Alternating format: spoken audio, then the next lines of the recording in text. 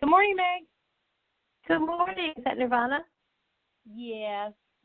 Okay. And we are recording, FYI. Okay. And sound check. You can hear me okay? Yes. All right, good. Yep. So, did you get your binder? I did. Yes, thank you. And I did notice that I was not prompted to say my name when I joined. Is that because you guys you know who I am because of my phone number? No, it's because I just got on just about the same time as you, and I was just now setting it up. Oh, okay. All right. I was just thinking about whether other people would be.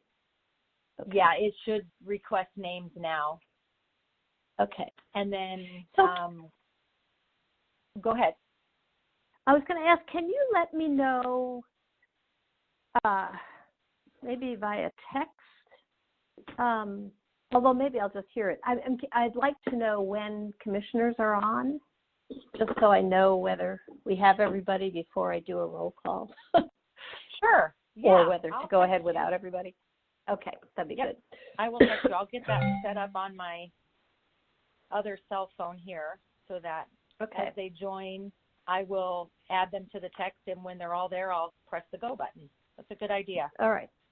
That sounds good. Okay. Okay. Good morning. Good morning, Good morning. Deirdre. Oh, Deirdre, hi. Hey.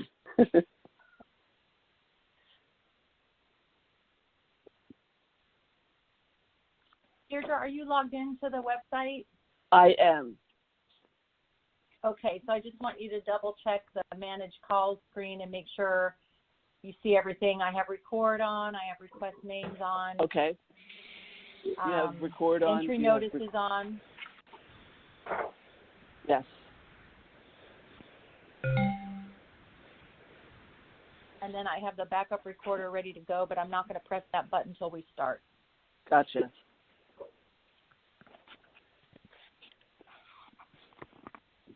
Good morning. Good morning, Kathy. Hi, Kathy. Hello.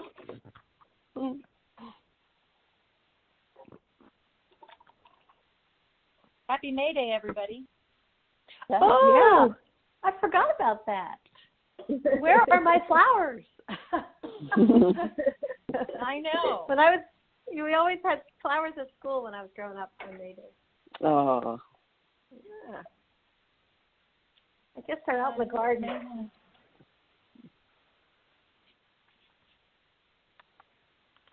Yeah. My mom always said May Day was lay, like the flower wreath on. Oh.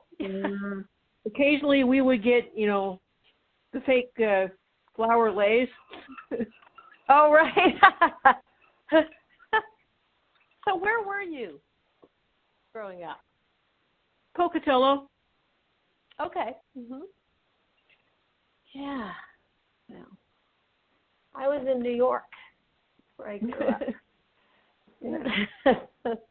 Things were sometimes a lot later than this there because back then we used to get snow fairly late. Things have changed on that front. Sometimes. Yeah. I grew up in Chicago, and it wasn't unusual to have winter weather well into the spring. Right. Oh, yeah. I went to college up on Lake Ontario, and I remember having snow in May while I was in college, which was always very depressing. But it happened. Yeah. That was before I knew the importance of snow. Yeah. Right. Yeah. Yes, that is true. All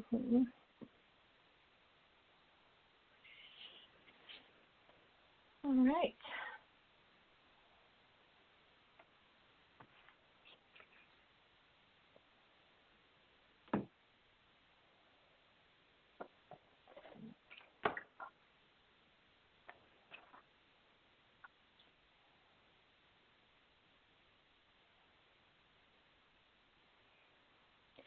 So, Nirvana, on the legislative budget update, Oh, it's probably in the binder. I didn't even notice that. Do we have written public comment from April, Kimberly, and Peggy? Oh, I saw Janet Newman's, but I see that. Janet's is the only one I got. Oh, okay, but these. Oh, so maybe they intend to make oral comment. Do you think that's going on there? They must, because I haven't seen any written public comment other than the Okay. letter that we got from Janet. Okay, so There was maybe none they're just ahead of giving us a time. heads up. Okay. All right. Okay.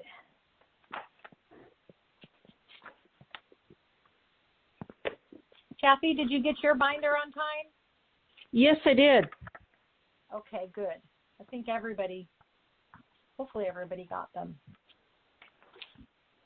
Oh, you know what? I'm looking at sorry, I was in the wrong agenda item. I'm looking at legislative and budget update item C from the minutes.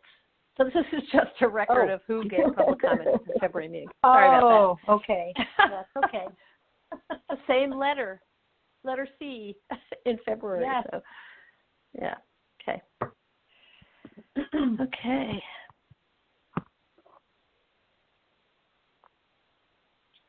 Well, we know who the cool kids are, the ones who show up early, right? Oh, yeah. Right. Right.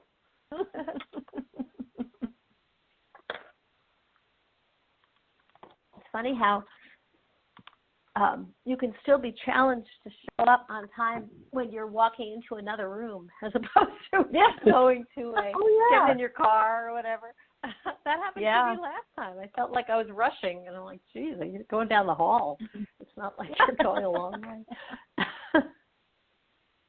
Well, there's that last cup of coffee you've got to get, and Yes, that's true. I was just doing that, actually.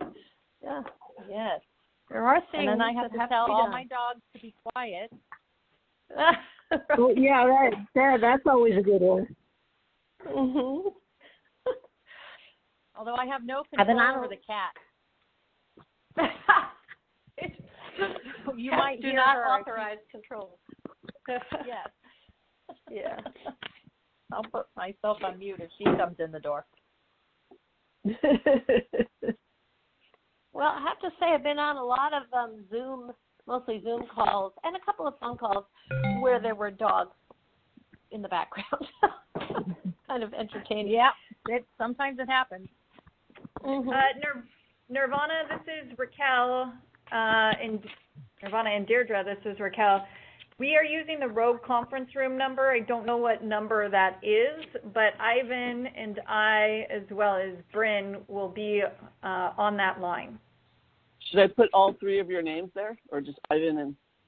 Just put Rogue? Ivan and Raquel, or Rogue. It doesn't matter. It's up to you. Just as long as you know who you are. Good morning. Morning, Bryn. Hi, nice Joe. to meet you. Hey, Joe. Morning, Joe. And hi, Raquel and Ivan and Bryn. Hi, Ivan's actually out of the room, but he will be in Oh, okay. here. Well, tell him I said hello.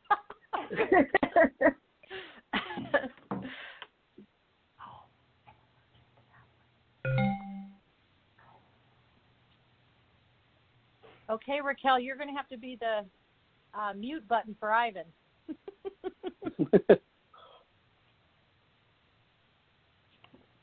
We got the Polycom going here in Rogue.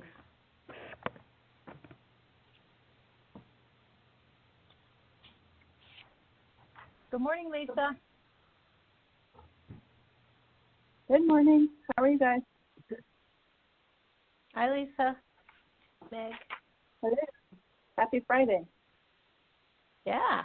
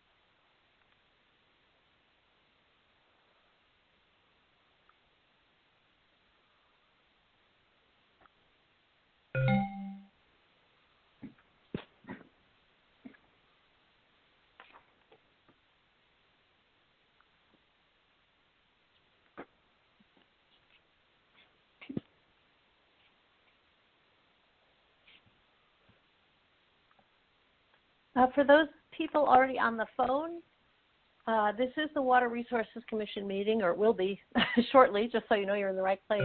But I'm just waiting for the start time. Okay, couple minutes, huh? Yeah. Oh, is that you, Bruce? Yeah, how are you, Meg? Good. How are you doing? Pretty good, pretty good. Are you in Corvallis or are you at Salem? No, I'm in Corvallis. Yeah. Okay. Mm-hmm. Good morning, Meg. Good morning, Bruce. This is Bob. Hi, Bob. How are you? Bob. I'm fine, thank you. Here, you got an early spring over there, Bruce. Yeah, things are really growing, coming along. We're a couple weeks ahead, so things are good. Got enough water to get through, so yes, things are okay. That's all good news.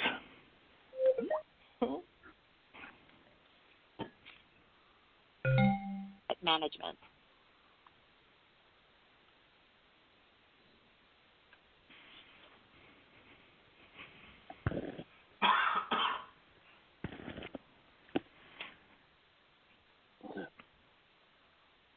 We'll get started in 2 minutes.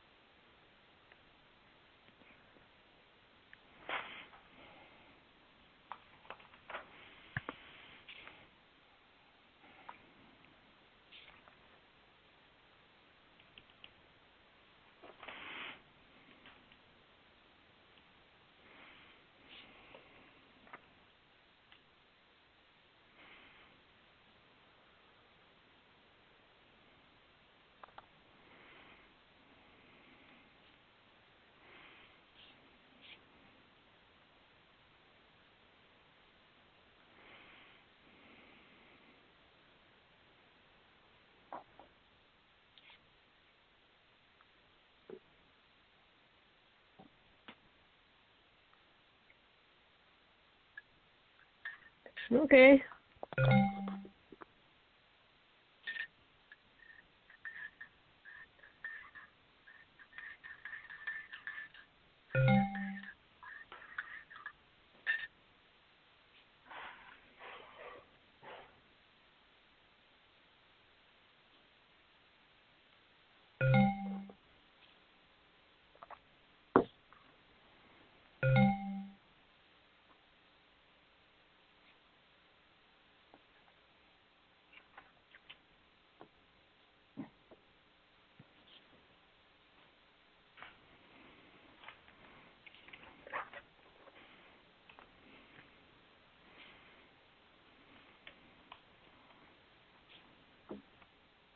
Okay. We'll go ahead and get started. Good morning, everyone. This is Meg Reeves. I'm the chair of the Oregon Water Resources Commission. And you are, if you're on the phone, you're in a meeting of the Water Resources Commission. I have not. Do we need to mute somebody there? Nirvana, are we good on the sound?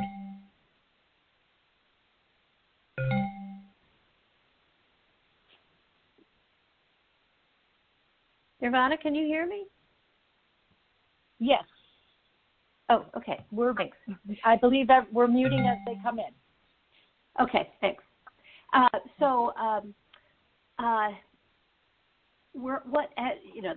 This meeting is on the phone, so we'll make it as smooth as we possibly can, but it might be a little choppy in places. The first thing I'd like to do is take a roll for the record of the commissioners present. So I'm just going to call your name, and you can let us know that you're here. Commissioner Korn? Yes, I'm here. Commissioner Baumgartner? I am present. Thank you. Commissioner Kihara? Present. Commissioner Quemps? On the way, it sounds like.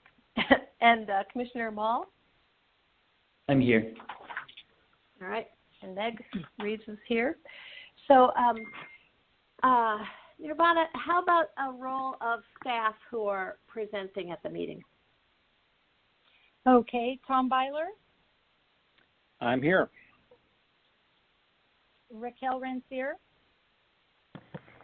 Hi, Meg. This is Raquel. I want to just pause a second and just make sure that we have the recording going as well. So we started pretty quickly here.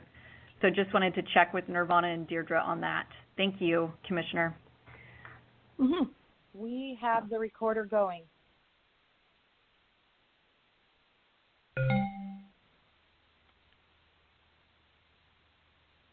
And other staff? Lisa Snyder, I am here. Jason Street,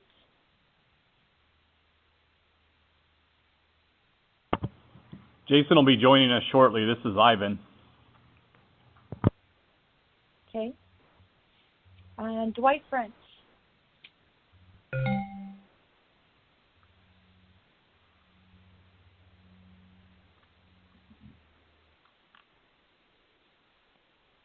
And is that all the Dwight? staff that?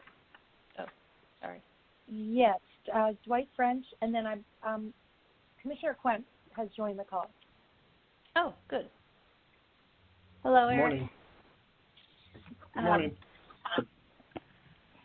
So, yeah, Dwight's a little further on the agenda, further along, so we'll just go ahead and get going. I just wanted to talk a little bit about how we're doing public comment at this meeting. We had some written comments submitted, and if people are on the phone and wish to present written comment during any of the items for which we're taking public comment, or at the end of the meeting when we're opening up the kind of floor to public comment generally, the way to do that is to, if you want to make a comment, press 5* on your telephone keypad, and then the meeting host will know that you want to address the commission and will relay that information to me. This will be kind of like the yellow cards that we normally have in the back of the room at our meetings. And please note that agenda items D and E, both of which are rulemaking action items, we're not taking public comment on those because the comment period has closed. So I think that is all the preliminary items that I have. I will say to the commissioners, my intention is to sometimes ask by a roll call whether people have comment or questions on an item, but there might be other times when I just kind of ask, do any commissioners have any comment or question, and then I'll just pause a minute and let you jump in, kind of depending on the context, what seems to make the most sense. So please bear with me on that. And so with that, let's move to the agenda, the first item of which is approval of minutes from the February 13th meeting. And here's one of those places where I'm just going to ask if any commissioners have any additions or corrections to the minutes. And I'm going to pause a minute to let people say so if they do.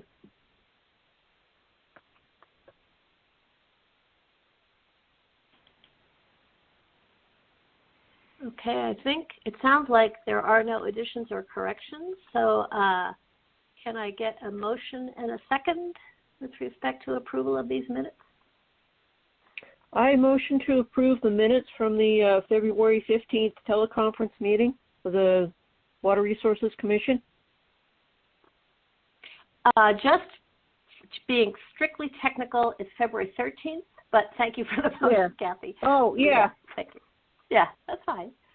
Okay, eyeballs crossed. That's all right. Thank you for making the motion. How about a second? This is Bob. I'll second. All right, and I'm going to do a roll call of votes. Thank you, Bob. Moved and seconded to approve the minutes of the February 13th, 2020 meeting. Commissioner Korn? Yes. Commissioner Baumgartner? Yes. Commissioner Kihara? Yes. Commissioner Quemp? Yes. And Commissioner Mall? Yes. Commissioner Reeves votes yes, and the motion carries. Minutes are approved. So let's move to agenda item B, which is the director's report, and I will turn it over to Tom Byler.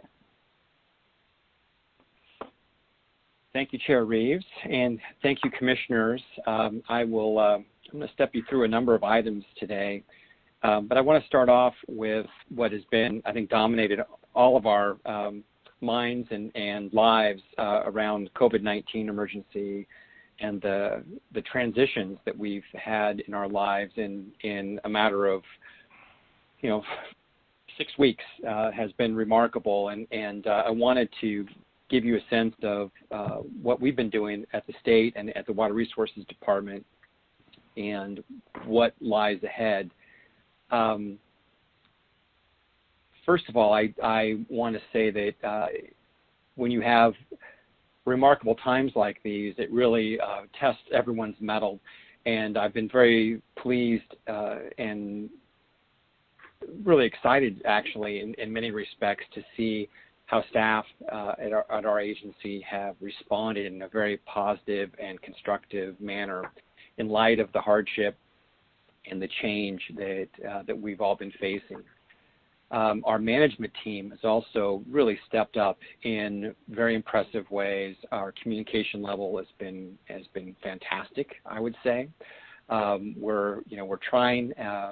And we're trying as hard as we can, and we're definitely navigating some new territory here. To put a finer lens on the territory, I think you're all experiencing it in one way or another, but the stay-at-home order has had a dramatic impact on our operations. Much of our services are considered to be essential, especially in terms of our role in managing the distribution of water, which is a critical function for our communities and our economy and our society. And so our goal is to keep the engines running as best we can for our agency. So in March, as we started to really go through the very quick transition, we found ourselves in a position of seeking to comply with the governor's stay-at-home order as best we could by promoting and encouraging telework for our staff and promoting and exercising the social distancing guidelines that we're all familiar with now.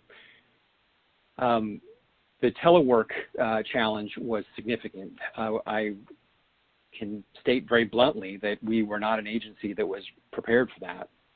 We did not have the hardware and equipment that one would want to have in that kind of situation that would be generally available to all of our staff.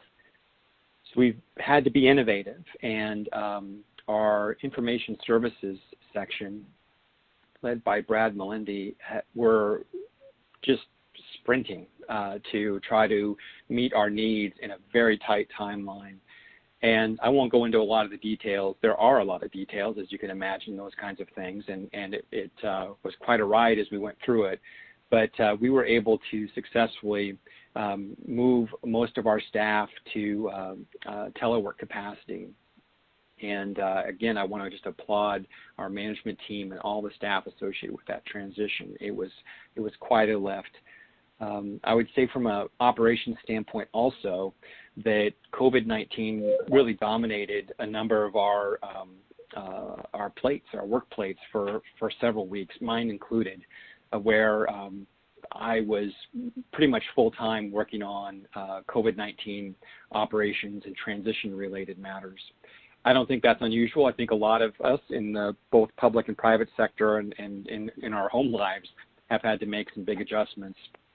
I guess my point is that it did take, for some of us, a number of weeks before we started to settle back into more routine matters or more typical matters that we would engage in as an agency.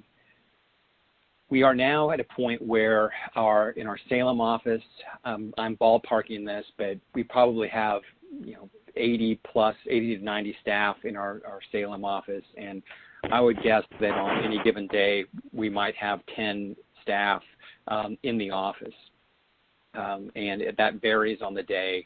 And we also have a on-duty manager who is overseeing the operations at that office.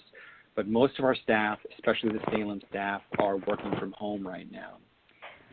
Our field staff are in a combination of working from home, but many of them, because their duties really require them to be out in the field, are continuing to do a lot of their water mastery type of work, and as well as kind of critical field services around data collection and the like. We are trying to abide by the good news about those types of tasks is that they're pretty remote activities in and of themselves, and so we don't feel like we're putting those staff in situations that are high risk from a standpoint of public health. But we, at the same time, have given direction to our staff to be very mindful of it as they and if they engage with people while they're out in the field, to be very mindful of the social distancing protocols. We are asking that they keep masks with them, and that they just really be tuned in to the concerns of the people that they're engaging with. So we are settling into this, and I think the next step for us around COVID-19 and for us all is to start to make an additional transition towards reopening, and a lot of that has to do with our private sector and the businesses around us that have had to shut down as a result of the stay-at-home order. And we will be working side by side with our other public partners, public agency partners, the governor's office, and the community at large as we start to move towards Governor Brown's reopening strategy, which is a three-phase strategy. And we're going to be seeing more on that actually today from Governor Brown, and in the coming weeks as that strategy becomes more clearly articulated. So, again, we're all dealing with pretty extraordinary circumstances, but I'm very proud of our agency being able to make the best of what are very difficult circumstances. My last point around COVID-19 is directed towards the consequences of the stay-at-home order associated with the economy. And clearly, all of us have been seeing the news and hearing reports about a massive spike in unemployment. And it's not surprising given the number of businesses that have had to furlough or lay off their employees. That has an immediate impact on the private sector, but it also has a corollary impact on the public sector from the standpoint that if those economic activities are not happening, that has an impact on state revenues, in particular general fund revenues, which support our agency considerably through income tax. So the governor is trying to pull together a range of options in order to anticipating that we're going to be seeing a significant decline in state revenue. We'll know more on May 20th when the state economist issues the most current revenue forecast. Expectations are that that forecast may indicate a decline of $2 to $3 billion in state revenues. I don't know if that will all. I don't think that will all be general fund. I think it will be a combination of revenues like the corporate tax and potentially lottery funds. But it is a significant decline, and as a result, we at the Water Resources Department, our management team, and agencies across the state have been directed to develop recommendations on belt tightening, if you will, reductions to be able to balance our budgets between now and the end of the biennium, which is the end of June 2021. The cuts that and reductions that we're targeting with these recommendations are significant. About 8.5% is what we're being asked to develop recommendations around. And that 8.5% is for the biennium, for the 2-year budget. But we only have about 1 year of resources left. And so that means the reductions are essentially going to be about 17% that we're developing recommendations around. That is significant, as you can imagine. I do not know today what decisions will be made around this, and my understanding is that these recommendations are being developed in order to inform future decisions by the governor and perhaps the legislature, depending on how things unfold. But I don't know that at this point what actions will be made and to what extent and when. But we are at a point now where contraction is starting to occur, and the reduction lists that we've been asked to develop are due May 8th to the Department of Administrative Services, and I expect by mid to late May that we'll be starting to get maybe further direction around our trajectory. All that said, and I'm sorry to belabor this as much as I have, I didn't mean to speak on this point as much, but all that said, that does have significant impacts on the department's trajectory and how we're approaching our business. And from the commission standpoint, I guess I would signal to you that we'll have some conversations down the line about adjusting our expectations about what we can accomplish in the coming years. From the standpoint of our strategic plan, the water vision, there were a number of really pretty exciting initiatives that we've been embarking on, and I'm not here to suggest that we abandon them all, but I do think we'll need to adjust our expectations in terms of how much we can carry going forward in the near term, and it's an opportunity also to really narrow in on our highest priorities, because I think with limited capacity going forward, we're going to need to make sure that we're really emphasizing our highest needs and purposes as we go forward. So with that's kind of COVID-related information. You'll hear more in an upcoming staff report about budget development for the next biennium, and we are still waiting to hear about how expectations are. We've not yet seen adjusted expectations or direction around the development for our budget for 2021, and so we're expecting that to happen at some point, but it has not happened yet.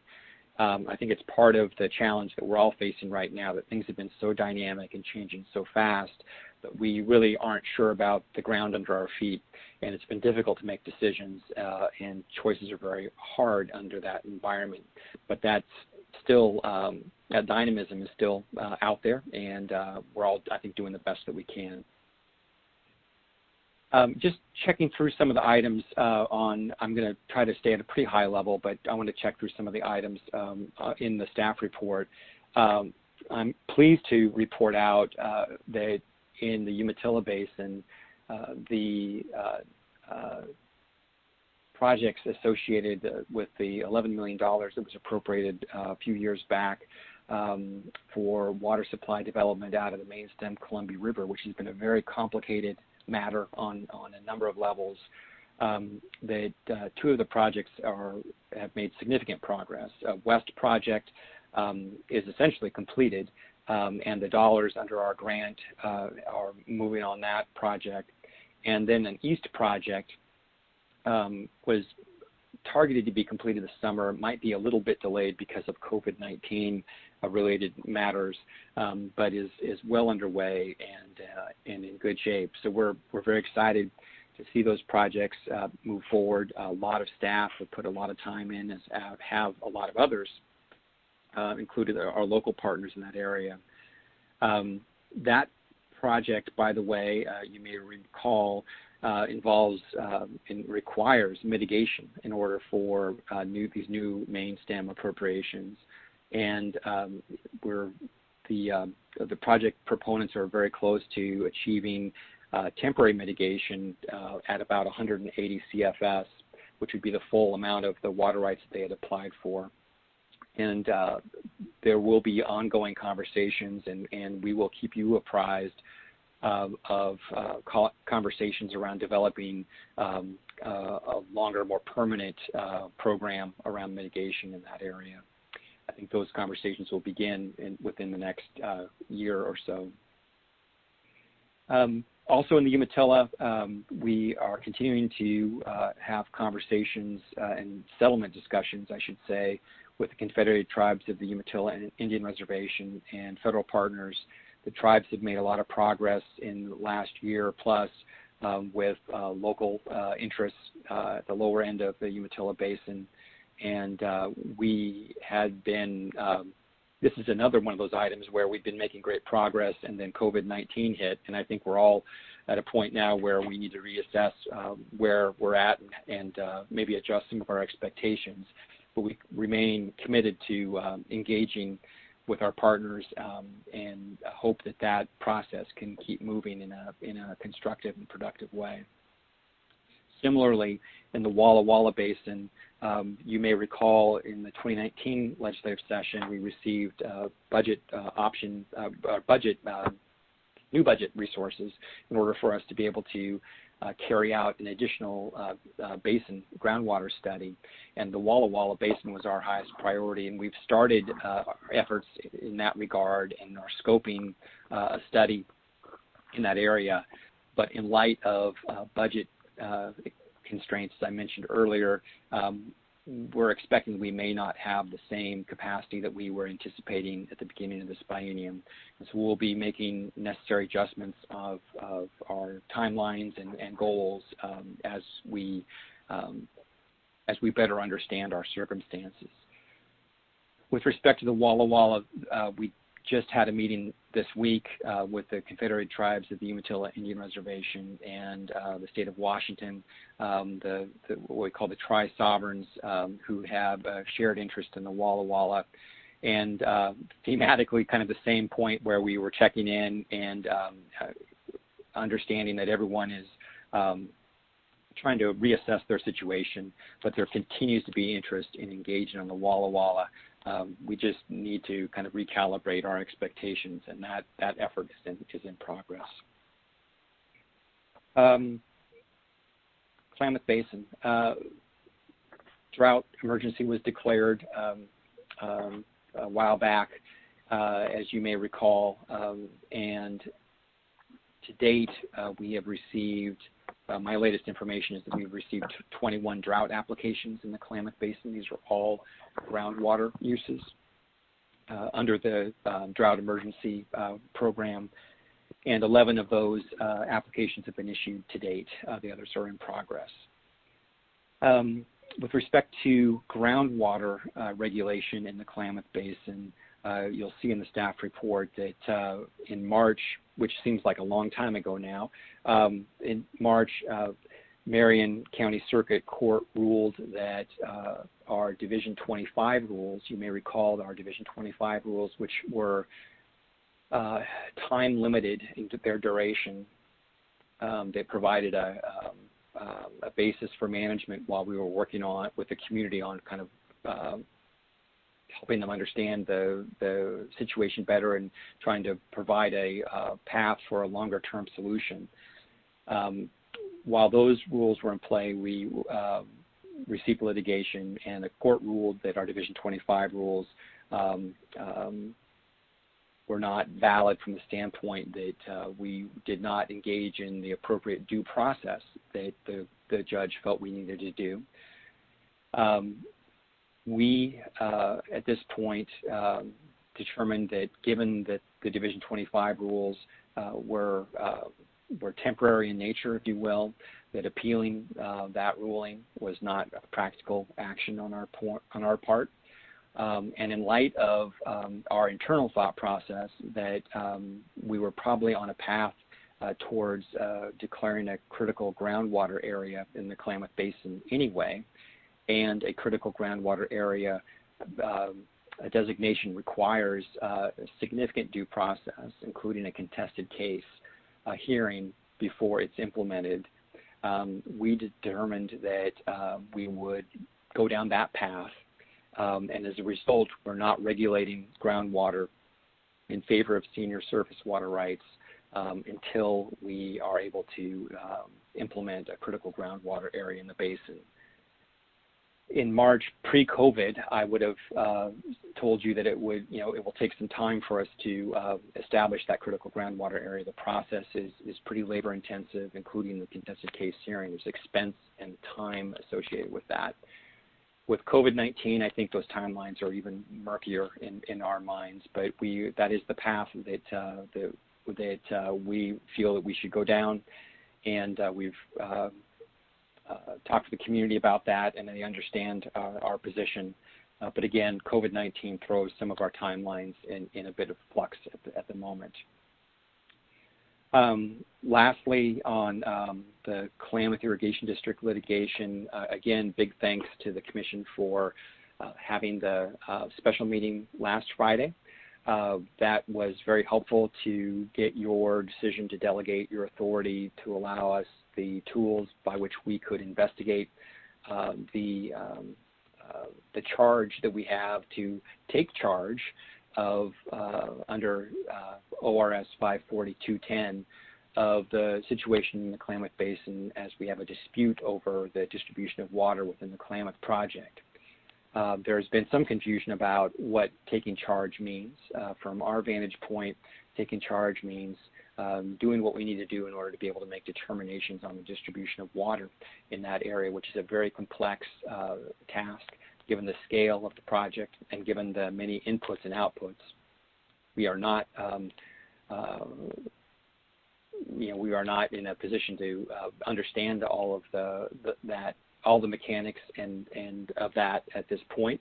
And so the investigation that you helped us with in terms of your delegation decision last week is going to be very helpful for us to be able to make a good and defensible decision associated with the distribution of water. We are working as hard as we can to move on that. Our staff have been working with our attorneys this week on subpoenas that we intend to issue to help us get the information that we think we need to be able to make informed decisions.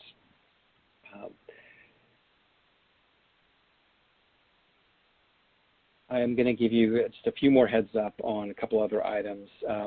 In the Harney Basin, you may recall that at the end of 2019, we had a near final study results and analysis that we presented to the local community. It essentially affirmed what we thought was happening in the Harney Basin, that groundwater depletions are occurring, and it gave more refined information about that, which I think will be useful for the department and the community to figure out the path ahead.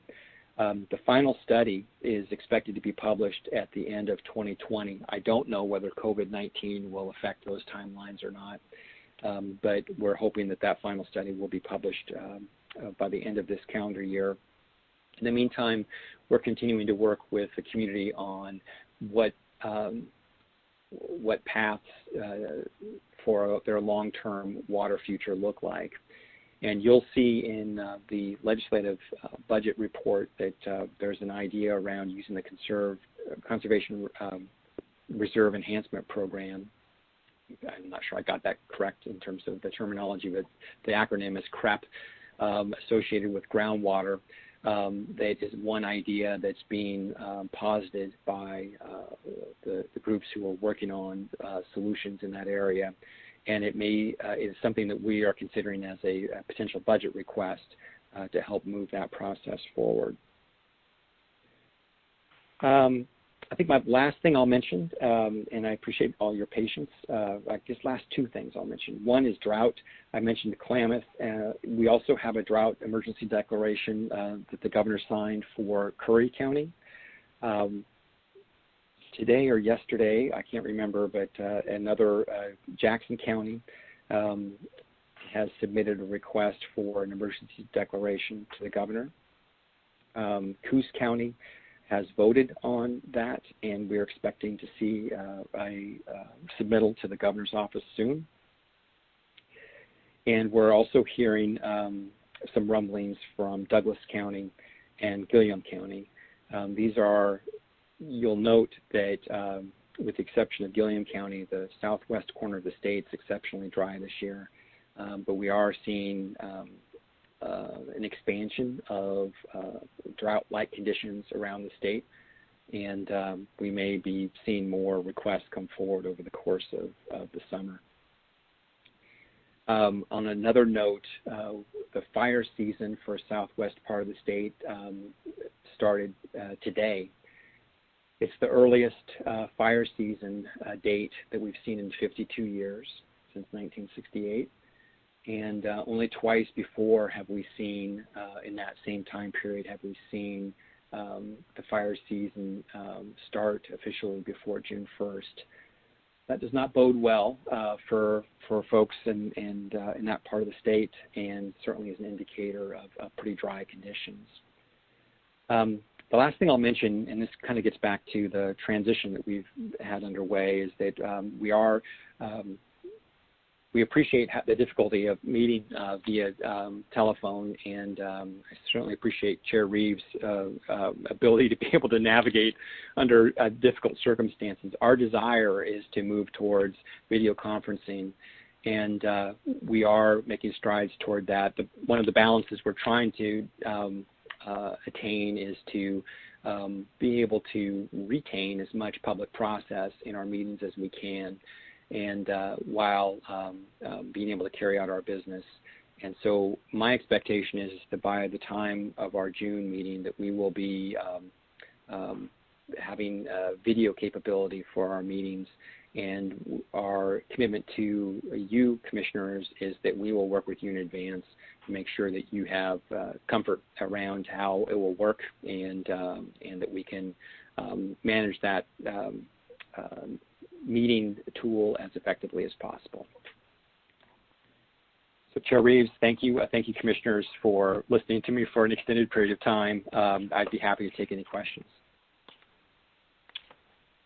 Tom, thank you for that report. You covered a lot of material. I think I'm going to run through the list of commissioners to ask each individual person if they want to follow up on any of this. Just to the commissioners, no pressure to do so unless you are, have something you wanted to talk about, but I think it's more orderly to kind of walk through each person. So I'll start with Commissioner Baumgartner and ask if you have any follow-up on this report. Thank you, Chair Reeves. And I just have one question. Tom, you mentioned you're getting subpoenas out in the climate to get information you need. Am I correct in presuming that's information on a technical nature, such as groundwater depth and that kind of thing? Commissioner Baumgartner, again, Tom Byler for the record. A lot of the subpoenas that we're drafting will be to better understand the nature of the uses in the lake, and data associated with the water management. So yes, I don't have details at my fingertips in terms of the specific requests, but it is going to be factual information that we're going to be seeking that will help us make a determination on the rights and to be able to distinguish natural flow, live flow, and stored water in that large system. Thank you. Commissioner Kihara, any questions? No questions or comments. I think you've been doing a remarkable job with the agency getting, ready and dealing with the COVID-19 stay-at-home. Just remembering my time at Reclamation, that, the challenges of starting to actually telework are amazingly intense. So kudos to you and your staff. Thank you, Commissioner. Commissioner Quinn? Good morning. No questions. Thank you for the report. All right. Commissioner Mall? Yeah, good morning. I've just got three follow-up comments, really. One, the second Kathy's accolades to the staff. Just even the logistics of setting up a functioning meeting like this are important, and so thanks to all of you for doing that. I hope in I think the tendency now that we're all feeling is to double down on the near-term needs, sort of putting out the fires that are most intense. And I just want to encourage all of the staff to not lose sight of some of those bigger picture investments that the strategic plan allows us, because as many people have observed, it's a shame to not take advantage of a good crisis, to think long term and put some things in place.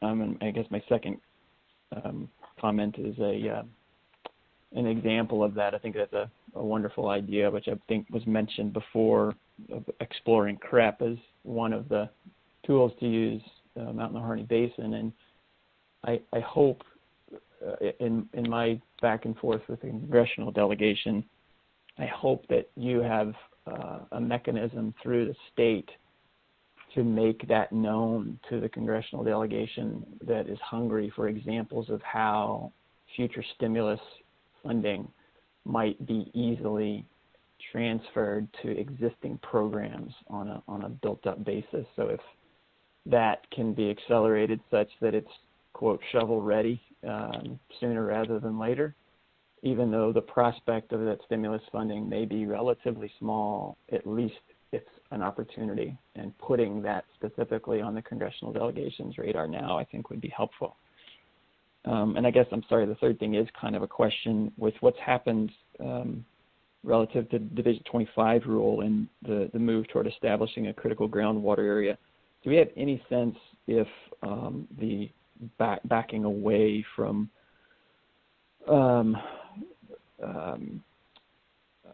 regulating groundwater relative to surface water right is going to, as a result, lead to more lawsuits from senior surface water holders? Have we gotten any sort of on-the-ground heads up from folks that we need to anticipate? Thank you, Commissioner Mall. I don't have any indication of that at this point. Just for as a reminder for commissioners, the regulation of groundwater in favor of senior surface water right is not being practiced in a widespread way around the state.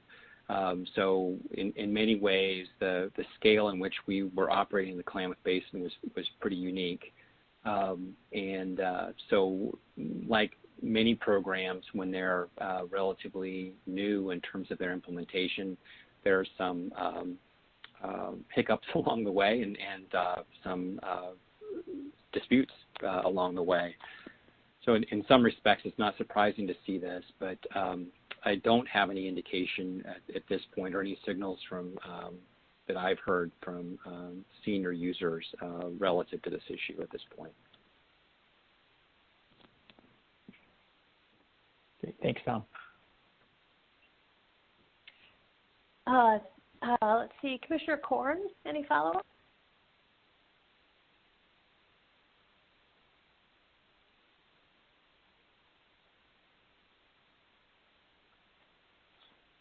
Commissioner Corn?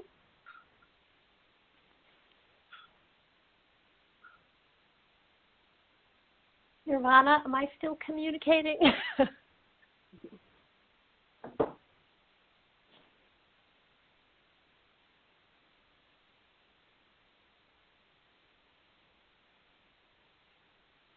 This is Tom Byler. Tom? I can hear you, Meg. Oh. I'm not sure about okay. Nirvana and whether Commissioner Corn is on or not. I'm back Commissioner on. I got cut off. Sorry He's about back. that. Okay, Sorry about great. that. Oh, okay. Thank you. Bruce, did you have any follow-up with Tom on this director's report? Yeah, I had just a concern with the budget cuts where we're so close to having the Harney study being completed, and with these budget cuts, I would sure hope that there can be a priority to complete that, recognizing the urgency of the situation they're in and all the work that's went into it. It'd be a real shame if that got delayed or wasn't able to be finished because of the impending budget cuts and all the problems we're facing right now with the new situation. Well, thanks, Commissioner Korn. And Tom Byler, for the record. I don't think there's anything on our end, on the state's end, with respect to completing the basin study. It's really in the hands of our federal partners at this point. And so I don't have any information to suggest that it's off schedule at this point in terms of the final report. But again, I don't know. And with all the uncertainty that we have around us, I guess I was just firing up the signal flare that we may not be able to meet all the timelines that we'd expected. That said, I don't have any information at present that would suggest that we won't be able to get that report out and have that final for the community by the end of the year. We're also very hopeful that we'll be able to, in the longer term, I think there's bigger question marks in terms of our ability to be able to bring new resources into the basin at the state level.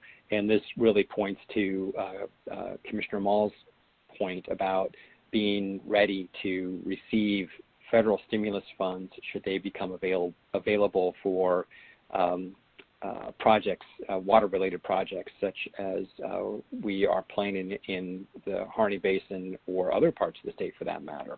I think that's very good advice, and that's something that we are working on with our partners in the governor's office to be as ready as we can be.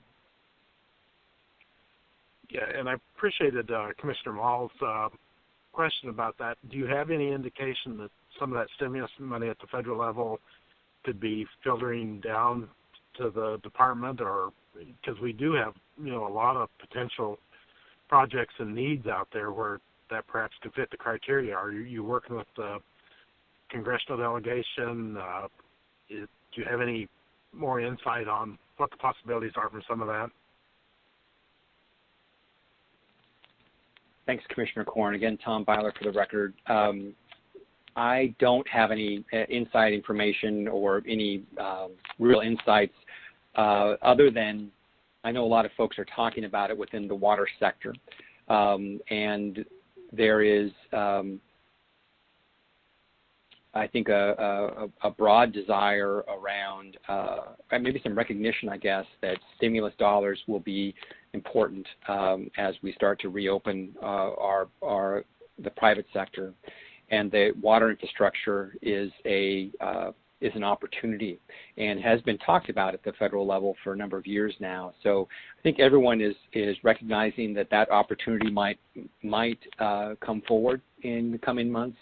And I think to Commissioner Mall's point, we all want to be ready for it if it does come. And so we are working primarily with the governor's office and our sister agencies in a coordination effort to try to identify opportunities that are out there and look at in different pockets around the state what types of work might be ripe for this kind of funding. And our hope also is that that we can kind of broaden the definition of what shovel-ready means, so that projects don't have to.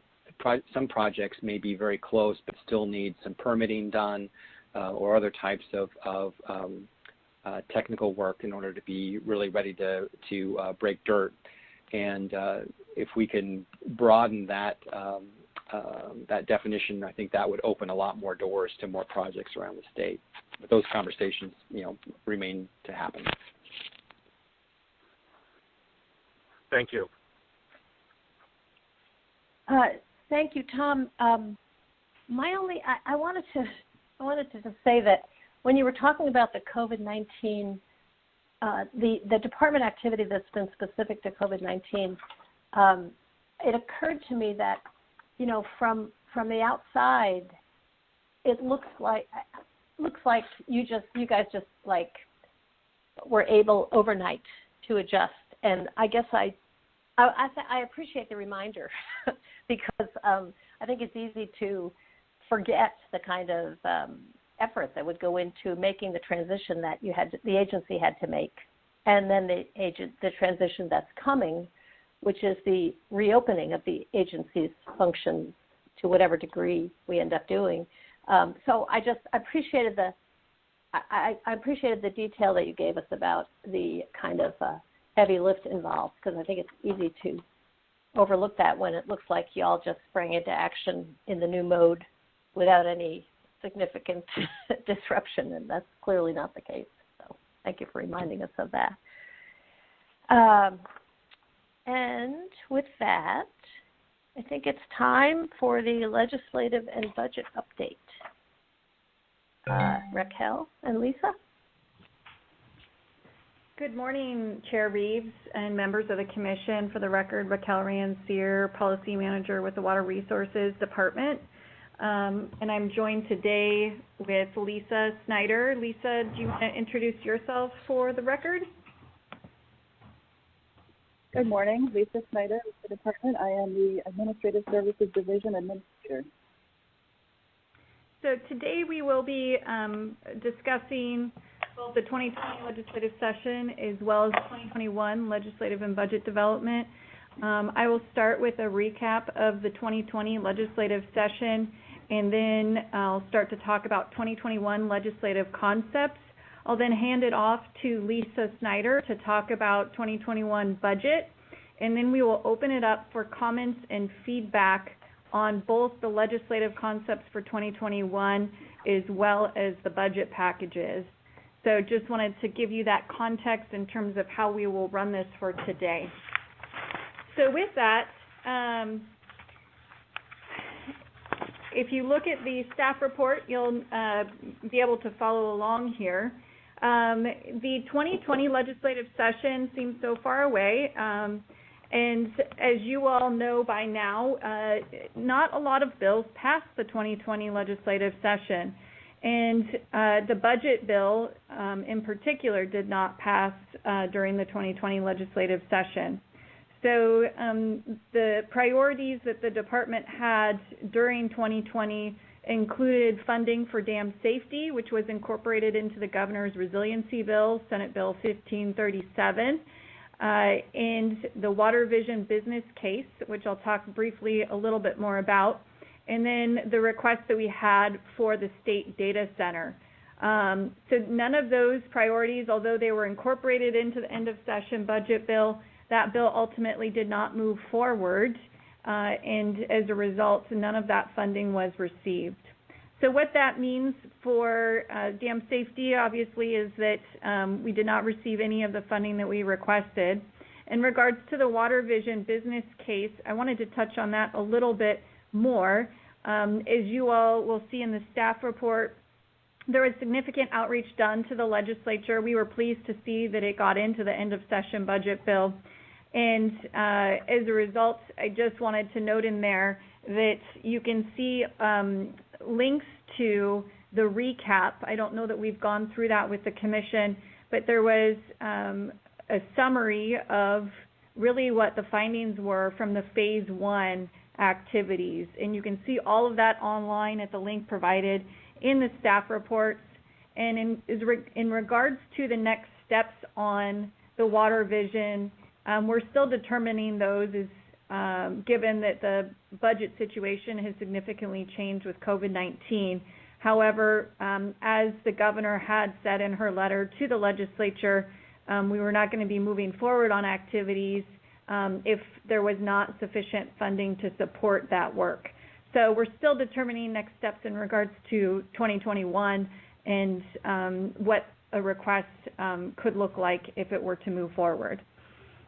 The state data center request, as I note in the staff report, that work still needs to move forward. You may recall we've been having issues with our servers here, and it is time for us to replace them. So the transition to the state data center has already begun, and so we will need to cover those costs administratively. You'll see later on in our budget packages that we do have a request that would be for the continuing portion of that work into the future in terms of paying the state data center charges and incorporating that into our base budget. But for now, we'll have to cover that work administratively here. So that's the short recap on the 2020 legislative session. In short, not really any water priorities passed, and so there's not necessarily a lot to discuss in terms of the policy side of the coin here. Moving into 2021 budget and legislative concept development, we did talk about this briefly during the February commission meeting as a reminder. And we have since had additional meetings with stakeholders. A lot of the work, though, that we had intended to do was delayed in part because we had vacant positions here within my section, but also really I was pulled into a lot of the COVID-19 response and that transition to teleworking, as well as some of the other activities that the department needed to do in order to move into that environment and respond to it. So with that, we've continued to move the ball forward, but it is much slower than I had anticipated and that we would like. As a result, as you all probably recall, we do still have timelines, and those timelines haven't changed. The timelines for submitting legislative concepts to DAS, the Department of Administrative Services, and the Governor's Office is April 17th. We submitted all of our legislative concepts as placeholders, and what that means is that we still need to provide them with additional information before those can start to be drafted by Legislative Council, or before they will even be approved for drafting. So we have until June 5th to get any of that additional language over to DAS and to the Governor's Office. So now I'm going to turn your attention to Attachment 1 as we walk through this next part of the agenda. And as you can see here, this is short background information and summaries of the status of our legislative concepts. And so I'll just walk through in the order of these just so you can follow along. In regards to the first legislative concept we have on this list here is really about changes to the rights to store water. We've talked about this issue several times with the Commission, in part because this has been an ongoing issue since 2018, and there has been previous legislation on this, including legislation introduced by the Department. As you may recall, this is really the issue of whether we can change the primary storage right, and so there has been work groups on this that have been conducted by legislators, and there's still no consensus to date. There's been some efforts by individual stakeholders to try to get stakeholders together to talk about the issue and identify a solution, but again, to date, there has been no consensus. We had, prior to the 2020 session and prior to COVID, we had assessed that it may be helpful for us to try to work on this issue and lead a work group. At this point in time, given our staffing constraints that we've had and COVID, we've not had the opportunity to really begin work on this one. I anticipate that the work for this particular one will be done later in the year, just given our resource constraints and other priorities. And so we'll continue to see where that one goes and whether or not we'll be able to have a concept that will be ready for 2021. I will note that we did receive a public comment on this particular item in the written comments that has been shared with you and I believe posted online. And I've gotten some additional feedback in regards to our summary, just to note that some stakeholders don't agree that there is a need for authorization for changing the location of a reservoir, and that some have requested that there be a public interest review associated with this. So that's just some of the feedback that I've received to date in regards to at least the write-up of this proposal and some of the issues that are currently there's no consensus on. So moving on to the next one, there is, and I guess I should note really our goal in having a work group would be able to find a solution that would provide the department with clear authority to allow for changes in a primary storage right. The next legislative concept is about updating our hydroelectric fee structure. I'm not going to get into too many details about this one, but really what I would note on this one is the hydroelectric fee structure is very complicated in our statutes, and that there is differences in terms of the fees that are charged depending on the type of project you are. And so part of this proposal was seeking to create a little more equity between projects, but also to address revenue shortfalls to maintain current service levels within the 3 agencies that are supported by these fees, which includes not only our agency, but the Department of Environmental Quality and the Department of Fish and Wildlife. I will say on this that this is one potential option for addressing the problem. We have been talking with the other agencies and talking internally, and we're also exploring other potential solutions that could require legislation, but also potential solutions that would not require legislation. So those conversations have really just kicked off this week, and we're intending to have further analysis done in terms of what the potential need is and what the problem is in regards to the revenue shortfalls, and then we'll begin those conversations with the hydroelectric stakeholders to better understand what option meets or what options we think may have the most consensus. So that is the updates to the hydroelectric fee structure legislative concept. The next one is the Irrigation District Pilot Project, which is set to sunset in January of 2022. This is what we often refer to as the paperless transfers, although it's not totally paperless. But really this is a program that allows irrigation districts that are specified in the statute to make annual place of use changes to water rights that are within their boundaries. We're proposing to extend this program to January 2nd of 2030, and we're not currently proposing any other changes to that program at this time. The next legislative concept is regarding well construction continuing education, which is also set to sunset January 2nd, 2022. We are seeking to extend this program as well to January 2nd of 2030. And based on some of the feedback that we've initially received from stakeholders, we're also exploring options for changing the structure of the Continuing Education Committee. We've heard from some stakeholders. Currently, the committee, as directed in statute, requires that there's 3 well drillers on the committee and 1 member of the regulatory community, which is our agency.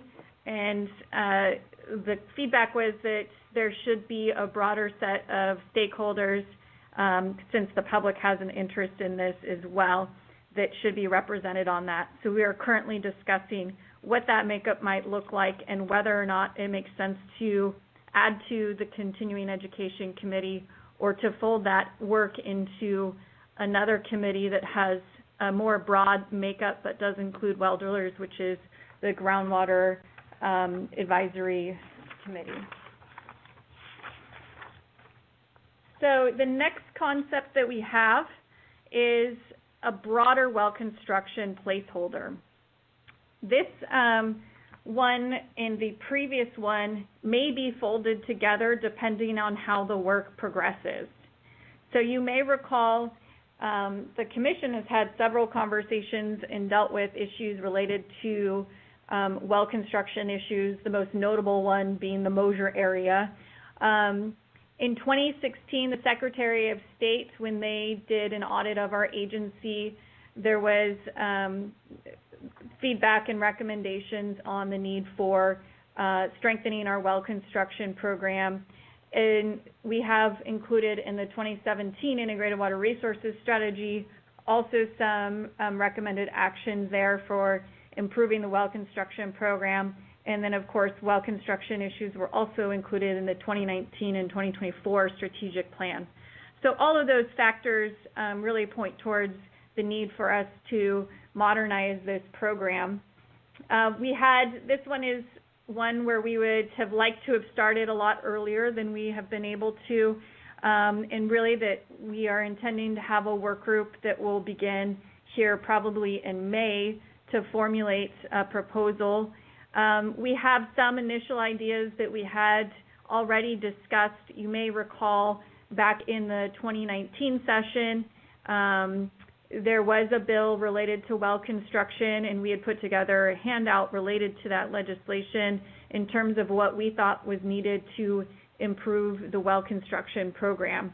And really, those included increasing the capacity of the department to be on site and inspect the well seal, increasing our capacity to be able to inspect wells. Notice of seal placement. Currently, we do not receive notice of seal placement. Increasing our capacity to be able to review the well logs for technical information and improving well driller knowledge.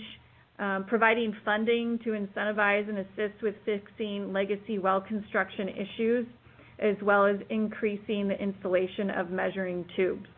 Those were all the types of improvements that we had identified back in 2019. Those are not necessarily all the improvements that we would include in this legislation, but it is included here as part of our conversation. We anticipate beginning those conversations again with the work group. So that is where that one is at this point in time, is that there's a lot of work ahead of us on that particular issue, and we will see how that progresses here over the month of May. Finally, we have our 4-year fee schedule bill, so OWRD fees, legislative concept, which really focuses on fees associated with our water right transactions and dam safety programs. And this fee schedule, as you may recall, in 2009, our fees were restructured, and we've had a long-standing kind of agreement in working with our stakeholders that fees are about 50% general fund and 50% fee revenue for our water rights, specifically our water rights staff, and there's a couple other staff that are covered by that. But that's essentially been the long-standing approach that we've had since 2009. When we go for fee increases, we seek to keep that 50-50 split and then just address the cost increases that the agency has. So this year we have begun those conversations. We've projected that the increases for the 2021 to 2025 fee schedule, based on the data that we have received from the Department of Administrative Services, would project that the cost would increase by 17.39%. So that is what we are currently proposing and will be submitting as part of our legislative concept. I will note that since then we have started to receive some feedback, just given the economic uncertainty today, about concerns over fee increases. So I anticipate we'll continue to monitor that situation and monitor the feedback that we receive from stakeholders over time, and we'll have a better understanding of the positions of stakeholders in regards to the fee increase much more closer to the 2021 legislative session. So with that, I'm going to take a breath here, and I'm going to turn it over to Lisa Snyder for budget, and I may add to some of the budget conversation. But after that, then we will open it up to any questions or comments and feedback, both on the legislative concepts as well as the budget packages. So I'm going to take a pause, and I'm going to have Lisa turn it over to her for the budget conversation briefly. Good morning. For the record, Lisa Snyder with the department. For this segment of the discussion, I am going to be referring to Attachment 2, which is the list of budget packages. As you may recall, during the February Commission meeting, we shared our initial list of packages. We've done a lot of refining on the packages based on feedback that we've heard from stakeholders, from the commission and our staff. And that list now is in front of you, I hope, in attachment 2. Also, what you heard earlier is that development timelines, budget and legislative timelines, have not changed. So we are moving forward in light of the economic certainty, trying to plan for both potential targeted investments in our programs and also the potential for the tighter revenue environment. So today we are hoping to get feedback from the Commission on our packages and our priorities for us to consider before we freeze the packages later this month. Three asks, I guess, I would have at this point are there any questions around any of these packages in attachment 2? Secondly, is there anything that is missing from the list that you feel should be there? And then third, what would be the highest priority projects that you think we should consider as we refine this list as we go down the road?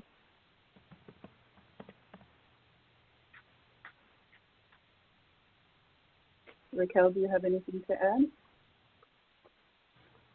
add? Chair Reeves, members of the Commission, thank you, Lisa. Yeah, so I think, as you will recall, we had a fairly long list back in February. One of the challenges the agency has had, which was flagged by the 2016 Secretary of State's audit, was that we really need to be articulating. Their quote was understaffed and overworked, and that we needed to articulate where those gaps were that were creating those challenges for the agency in terms of meeting our services. So while we acknowledge that, at least in February, we had a fairly long list, this list is still fairly long, even though we've refined it quite a bit, in part because there really are some big resource gaps within the agency. And so that's why you see the list that you have in front of you today. I think in terms of commissioner feedback, we want to make sure that you have the opportunity to weigh in, but we also acknowledge that you don't have to. So we're getting feedback both from, you don't need to comment, I guess maybe is a better way, on every single budget package. So it's more of just, generally at a high level, is there feedback that you'd like us to consider or any direction you'd like us to take under consideration. We have provided this same list to our stakeholders. We had a stakeholder meeting yesterday, actually, specifically focused on budget in these packages. And we've requested from each one of our stakeholders that they provide us with feedback in the form of both comments, concerns, advice on the packages, but also that they prioritize each package from high, medium, and low, and if they would like, they can, of their highs, they can identify their top 3. And that will really help us.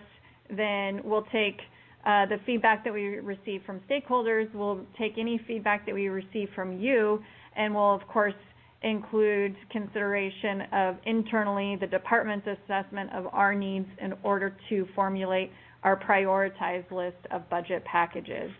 So I think with that, I will, maybe it's now appropriate, Commissioner or Chair Reeves, if you would like to call on each commissioner to see if they have any feedback on the legislative concepts and the budget packages and or questions. Okay. Thank you, Raquel and Lisa. Maybe I'll start with this one and then move through the rest of the commissioners.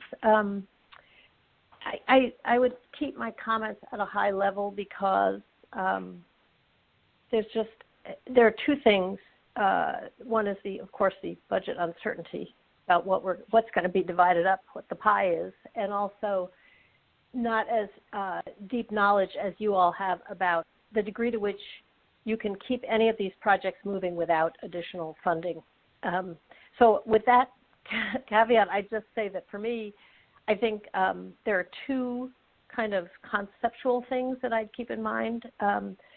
One is health and safety, addressing health and safety risks where they are, basically, like dam safety, for example. Depending on what the agency is going to be able to do without additional funding, it seems like dam safety, as an example, would be a pretty high priority because of the size of the downside risk, basically. And then beyond that, I would say to the extent we have projects or undertakings that are well along, that we've got the agency and the public has a lot of energy already into, like the place-based planning projects, I think it's important to keep those moving, to not let them come to a crashing halt because of the kind of world that we're in right now. And I think beyond that, that's what I would offer as, in my mind, the way to think about the priorities once you know more about how much there is to try to divide up. And then with that, I'm just going to move through this list and ask Commissioner Kahara, do you have any comments? No, I pretty much second your high-level, filters that you might put them. Health and safety being a top priority, and it's really frustrating, I know, for a lot of folks, both agency and public, to spend a whole lot of money to get a study 90% finished and then have all the funding dry up and the thing goes away except for festering in the minds and hearts of our stakeholders. And it's generally not a happy festering. So looking at this list in that light, I think will probably help prioritize. And I think that's all I have on this. Okay, thank you, Kathy. Commissioner Quimp? Good morning. As Raquel mentioned, it's a long list, but when I look through it, I think it's a very good one. It's a comprehensive one that speaks to the water management needs of, data collection, to inform decisions, data management, both for the agency and the public, and a variety of needs across the state. I think it's well done. It's going to be a challenge to pare it down, but I think if there's a lot of good work in there, that it's responsible and that it's not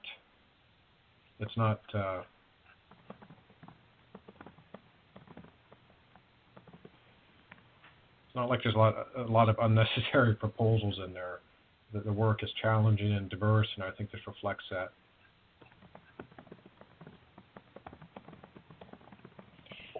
Thank you, Eric. That's all I have. Okay, thanks. Commissioner Mall, any comments? Yeah, thanks both Raquel and Lisa for this thorough update. Two related pieces as examples of these bigger picture questions that I hope we can use this time to address in the legislative concept around the transfers of stored water. Both the additional comment letter that we got from Tonkin Torp, as well as a comment within the hearing, was that January, I think, from the League of Women Voters of Deschutes County. This question of water being commoditized and us being thoughtful about the many values associated with water and how rules changes can affect markets is exactly one of those big picture things that I really hope we can continue to keep in mind and move forward, even as we're scrambling with limited resources. So I greatly appreciate people helping us keep those things in mind. In terms of the list of the budget items, one, I would just request when we get these lists that you continue to provide a total. I know in conversion from Excel to this probably a Word document that can get lost, but it would help to get an overall total so that you could quickly see what percentage of total the topics were. And then two, from a framework perspective, I think the Harney County, Harney Basin groundwater is a good example of maybe one way to look at this from a prioritization, and that is, if you look at each of these, how many of them are, quote, shovel ready? So it becomes a prioritization specifically for that federal stimulus response. And Raquel, I sent her a separate question to you about what that maybe total CREP budget might be. I guess we get some guidance in here. If we're looking for $500,000 in state match, then I think CREP's 4-to-1, so we're talking about a $2 million total maybe. But anyway, if there's a way that you could just quick and dirty through each of those topics, prioritize them by saying, yeah, this is one we can say to the federal delegation, this is ready to go, federal money through NRCS or through any of these other existing programs would really help. And that's all. Thanks to both. I mean, I really appreciate how thorough this update has been.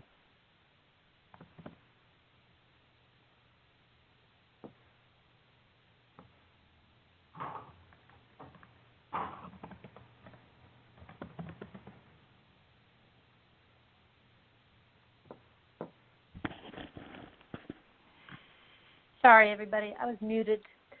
Thank you, Joe. Commissioner Corn, do you have any comments or questions? It's been mentioned a couple times of finishing projects that in Harney, to me, is the top priority, that there's funding where we're so close to having that groundwater study and results so we can move forward with the things that need to happen there. The second thing that I was looking at was the legal fees. I guess my question I had with that was some of the, like this judgment that just came down in the Klamath, do you see a lessening of filing of lawsuits because it seems like we're kind of moving into a different phase with the investigation that's going on, as well as the proposals we talked about today? Is that curve going to flatten on the legal fees, or any anticipation where we're at on that one? Commissioner Corn, this is Raquel. Thank you so much for that question. As I was listening to some of the comments, I realized that at some point we probably should talk briefly at least about our legal expenses. And so we do have this budget package in here because our legal expenses continue to exceed our base budget. And so you may recall, I think since 2013 or 2015, that our legal expenses have exceeded our base budget, and our base budget has not increased. And in recent years, it's been about, I think, $800,000 to $900,000 more than our base budget per biennia, I should clarify. And so we did go to the emergence, the 2015 to 17, we basically paid for those expenses through administrative savings. And so that does have an impact on our services because often that means that we are leaving positions open. And so achieving that through vacancy savings. In the 2017-19 biennia, we did go to the emergency board, and they had allocated additional funding to us to cover those expenses.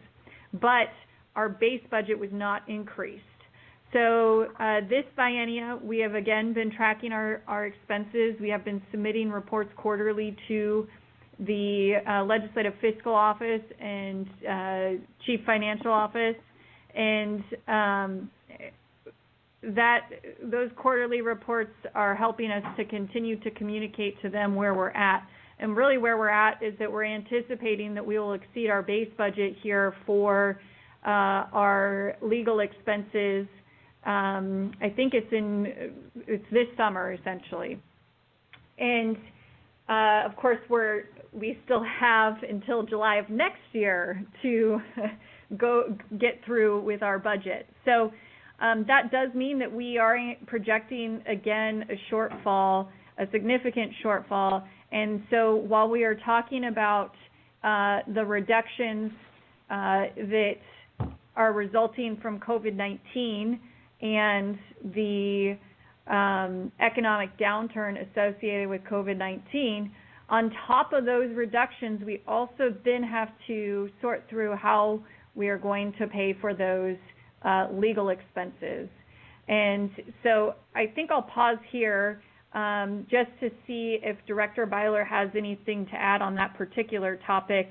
I think the short answer, Commissioner Korn, is that if you're tracking our costs with legal expenses, the litigation has not slowed down, and water issues are a high-stakes issue at the end of the day that unfortunately we're just not going to see, I don't think at this point in time, a reduction in litigation.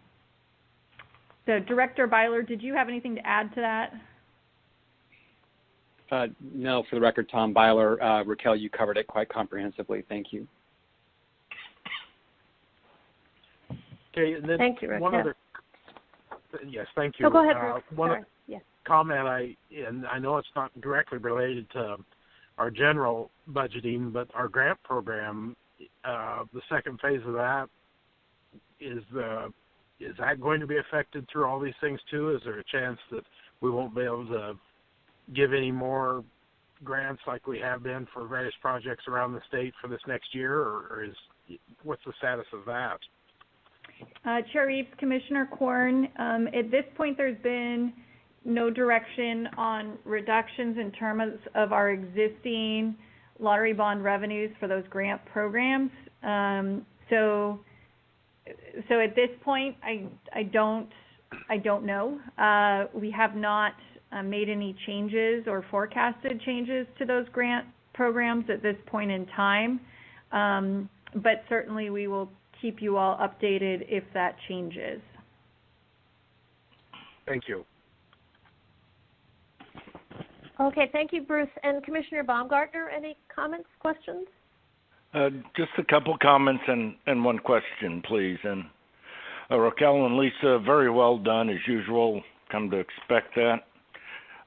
What I'd like to do is just echo Commissioner Quemp's point that when I look at this package, everything here has been vetted. I think everything is important, and I don't see anything that I think doesn't meet that kind of threshold. So I think it's a great package to go forward with. It really does capture the needs of water and water resource management in the state. In practice, as we've heard with the budget, I expect sooner or later there has to be some sorting out of all of this. And what I was thinking is it's really the continuity of effort that I would find important. And I think that's very similar to what Bruce was talking about with some of those where we've invested time and effort to be able to make sure we don't lose the value of that time and effort and keep that project going rather than start up something new or lose some of that continuity of effort. And the Harney County is just a really good example of that, but there are others as well. I agree with Commissioner Moll about the alternative or additional funding, but I would just caution ourselves not to base our priorities simply on where we think we can get other funding, but where available funding supports the continuity of effort and our high priority projects. So, that's what I have to say about those. I did have one question, I think, Raquel, for you, also on the transfer of stored waters. And that's been hanging on for at least a couple of years, as you well know. And I'm just wondering how many projects there are that are being held up as we wrestle with trying to make this decision. And is there any perception that there's building angst or frustration that may make this issue blow up to be a bigger issue and out of our control if we don't figure out how to deal with it? Chair Reeves, Commissioner Baumgartner, that's a great question. This is a really complicated issue at the end of the day. There has been we have been at the table on everyone's efforts to date to try to resolve this issue. Like I said, there was a senator that had facilitated a work group on this issue, and then we had a stakeholder that pulled folks together, and then there was work during the 2019 session, and ultimately, and we also had our own proposal at the time. You may recall in the 2019 session we brought forward, this was when it was all still relatively new and we hadn't identified consensus on anything other than everyone identified that yes, there is a need to be able to change the character of use of a storage right. But when we brought that forward, as you may recall, while there was consensus that needed to be addressed, at the end of the day, there was not consensus about that being a standalone fix. So some stakeholders wanted to see a broader solution than just the character of use issue. And so ultimately, our bill was opposed, and new bills were introduced trying to identify a fix that would have addressed the broader issues. So I think, the challenge that we have is, to your point about whether there's projects that need this fix, I don't know the whole landscape of projects that need the fix. There's a couple that I know on the horizon will need it. Those issues are not, imminent today. We know that the Willamette reallocation will need to be able to use this tool for the purposes of the character of use issue. So there's some dam safety issues where there's proposals to change the location of the dam. And so ultimately, yes, there is a need there, and that's why the department continues to keep this on our agenda. However, it's a very contentious issue, and my perception is that it's going to take time, and it's going to really, I don't know if there will be agreement at the end of the day, as is common with most water issues. But I think if we had the resources to really focus on it, we may be able to bring it closer to the point of having more agreement than there is today. But that's all going to take time and resources for us to do. And so that is why that one is, it's on our priority list, but we probably won't get to it until later in the year. And that is in recognition of we have some other issues that need to be addressed and that are likely to be able to be reach more agreement on sooner. So we're trying to prioritize that, knowing that we may not be able to get to an agreement on this issue even for 2021, although we are going to try. Thank you. Thank you, Bob. So I just wanted to, before I kind of circle back to you guys about any additional comments from Tom or Raquel or Lisa, I had a comment and a question. One of the comment was that, you were looking for feedback about priorities and whether this is a good list, basically. And I think that there's consensus that this is a good and rational list on which there's nothing frivolous. And I know you're going to be operating within a framework with DAS and the governor's office, but I wanted to encourage you that although this list will probably end up pared down, if you could move this framework forward as much as you can, because it does represent what a well-functioning water management model would look like, what it would take for that to happen in the state. And I'd like to try to keep that front and center as long as we can, basically. And then my question was, it looks like this is the budget, like we're not going to have further opportunity to weigh in on legislative concepts, the commission, that is, because of the timing, but that there will be time to talk about budget one more time in June before things get finalized. Is that accurate?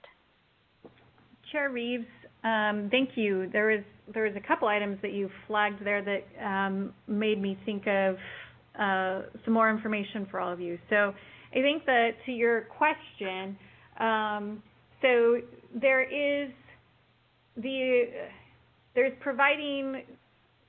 timelines that we have for our process with the Department of Administrative Services and the Governor's Office.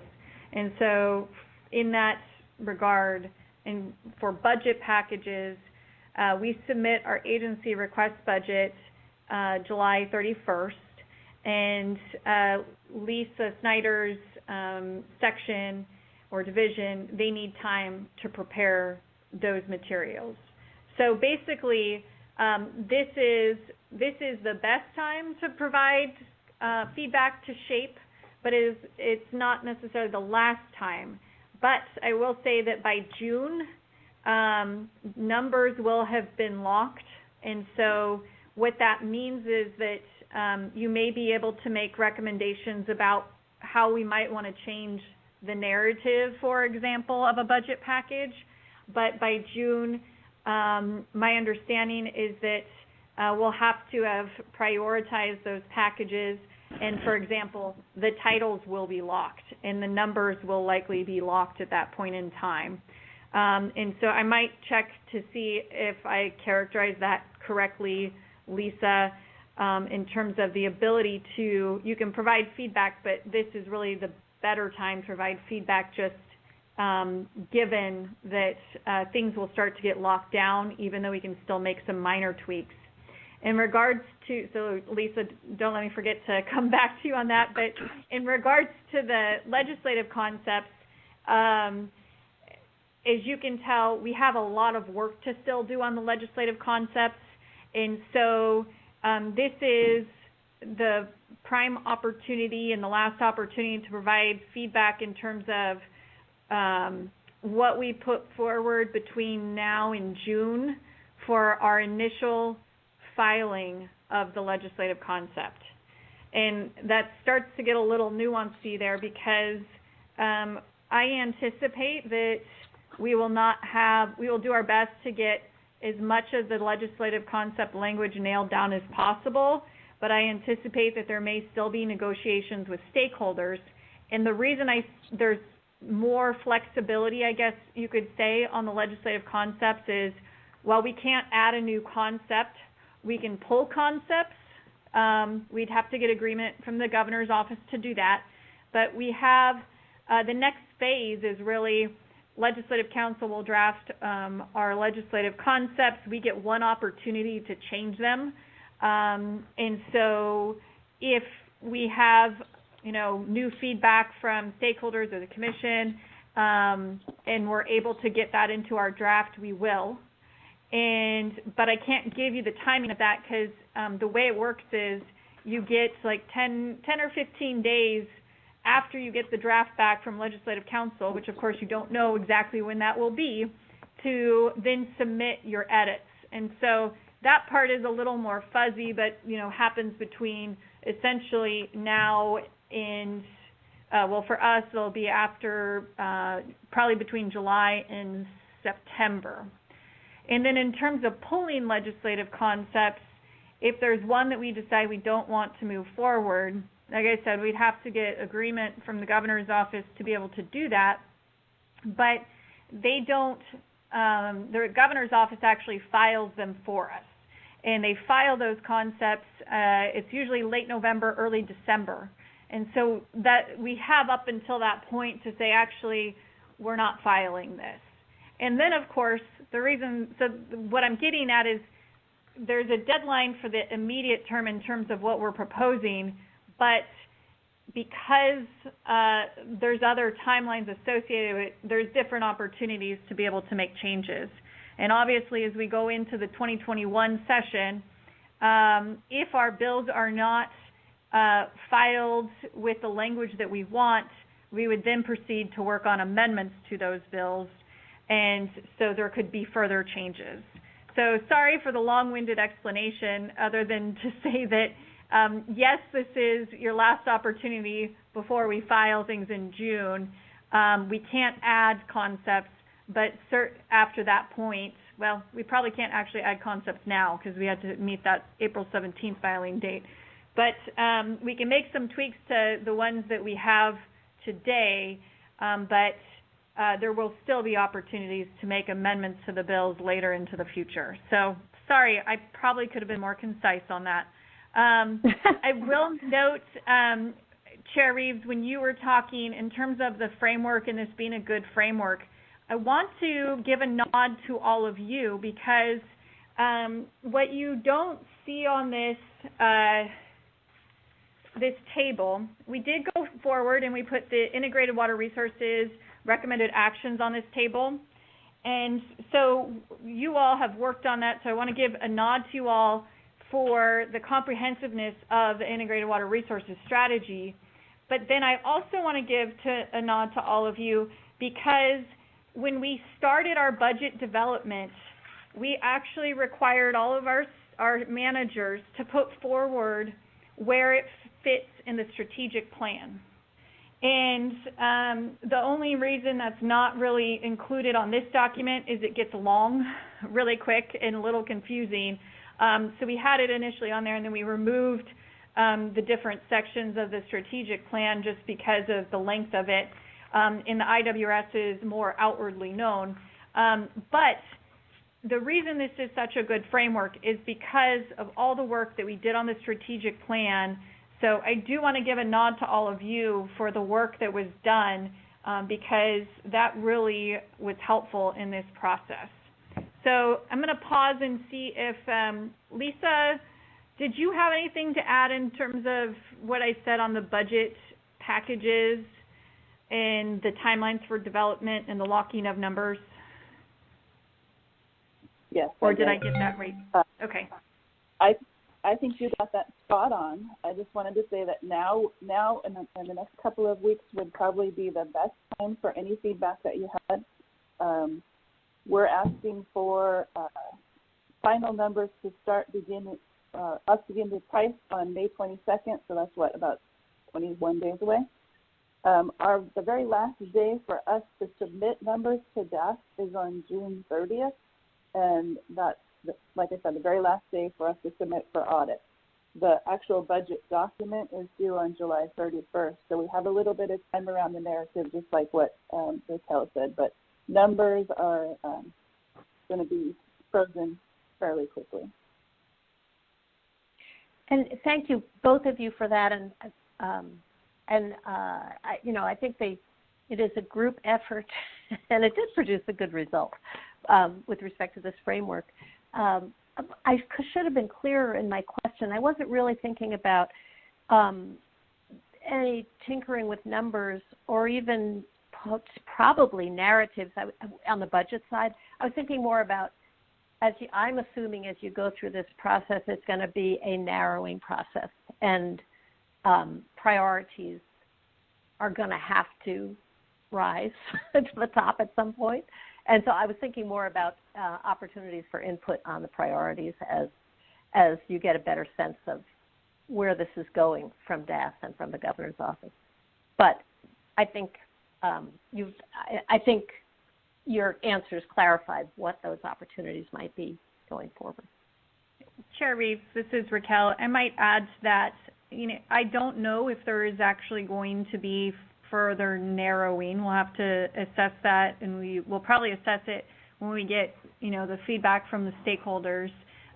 So there still may be some that fall off the list, but just as a reminder of the budget process, there's the agency request budget, which I like to think is unless we get instructions from the governor's office or DAS that limits what we can submit, I think of that as being, the full landscape of options, right? And then the governor's budget has to be balanced, right? So it has more restrictions associated with it, which means that all those proposals that agencies get or put forward, it definitely gets narrowed down in the governor's recommended budget. So that's just to say that we may see a narrowing if we get instructions that say that we can only request X amount, but we may not end up narrowing the list. We still will prioritize. That is part of the budget instructions, is we have to kind of list our packages in priority order. But there may not be a reduction in terms of the number of requests. We'll have to see how it goes, but that's where we're at least today. Okay, thanks. So let's see. Do any of the commissioners have any further comments? This is Bob. I do not. All right, thank you. Do we have any requests for public comment on this item, Nirvana? I know we had some written comments. I do not see any requests at this time. Okay. All right then. Thank you, Lisa, Raquel. That was really a good presentation. We're 15 minutes behind, so let's reconvene at 10:30. We'll take a break and come back at 10:30. Thank you.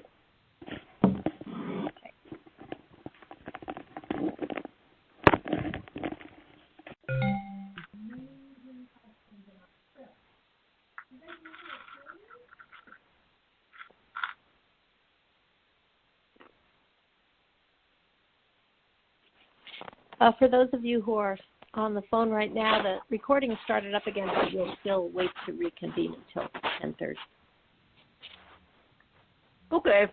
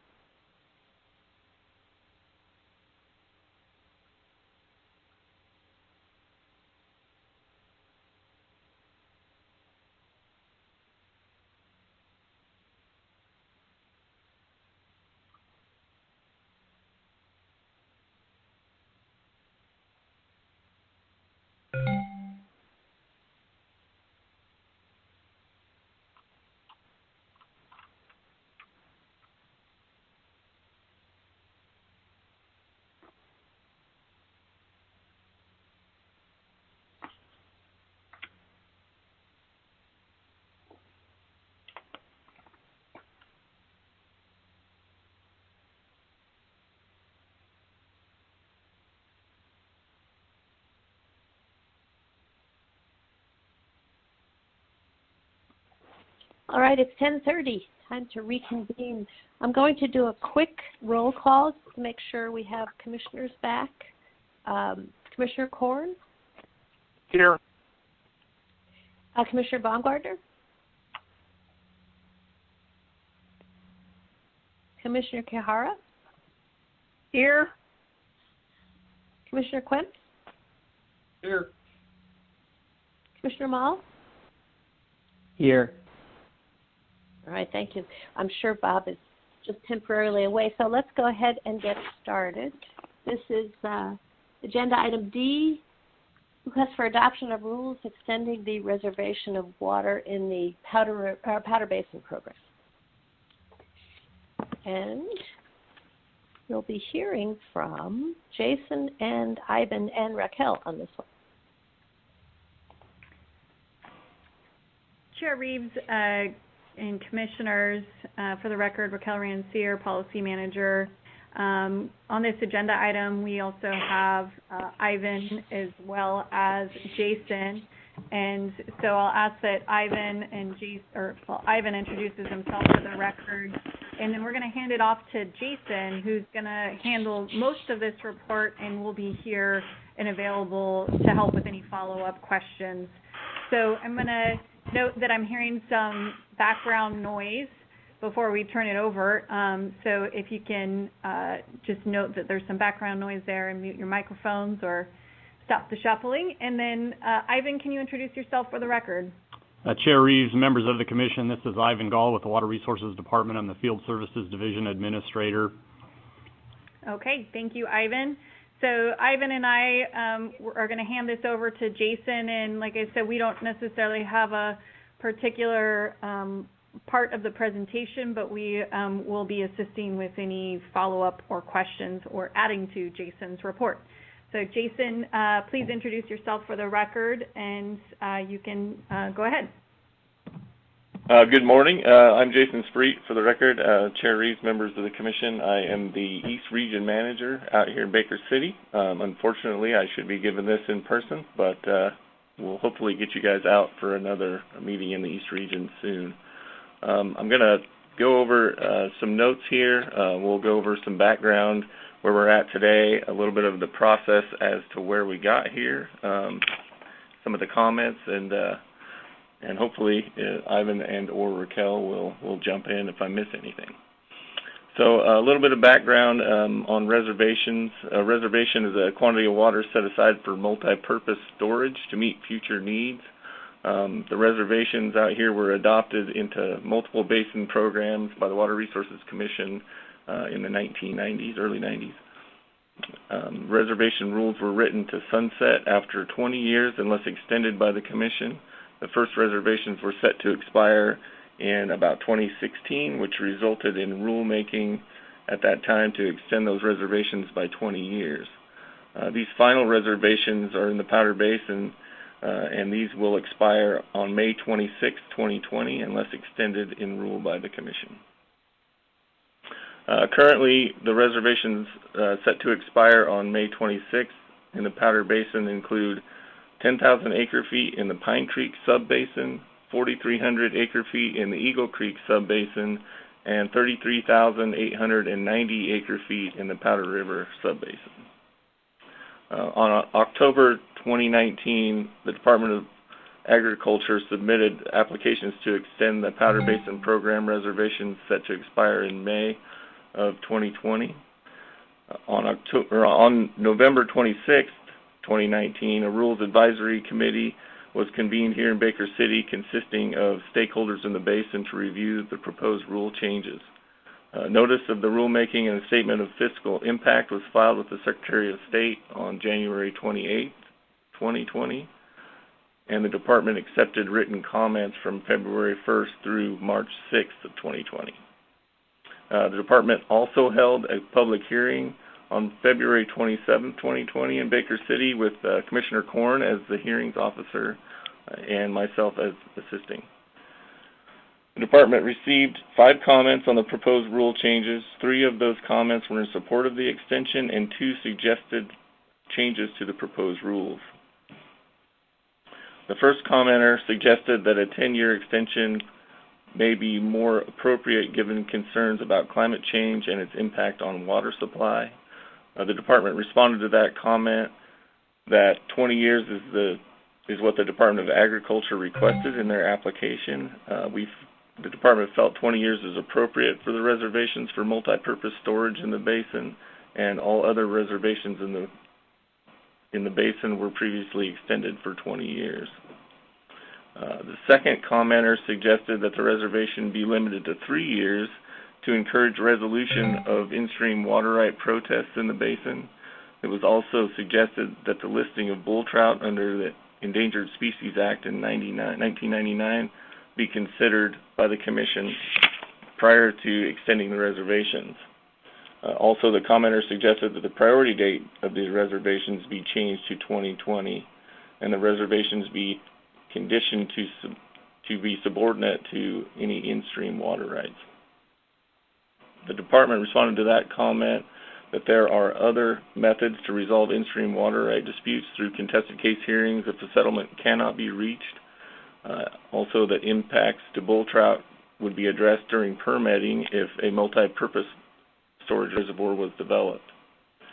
Existing Division 79 rules do not allow changes to the priority dates of the reservations, and also any discussion of conditions would be better addressed through the water right application and review process.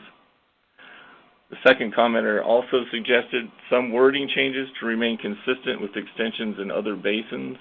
The department agrees with those suggested changes. However, the modification of the proposed rules must be within the scope of the subject matter of the rule notification. So as a result, the proposed rules cannot be included in this process, those specific changes. So having gotten all that feedback, the director recommends alternative 1 in the staff report to adopt the proposed rules amending the Division 509 rules contained in Attachment 5. And Raquel, Ivan, if there's anything I missed there, please jump in.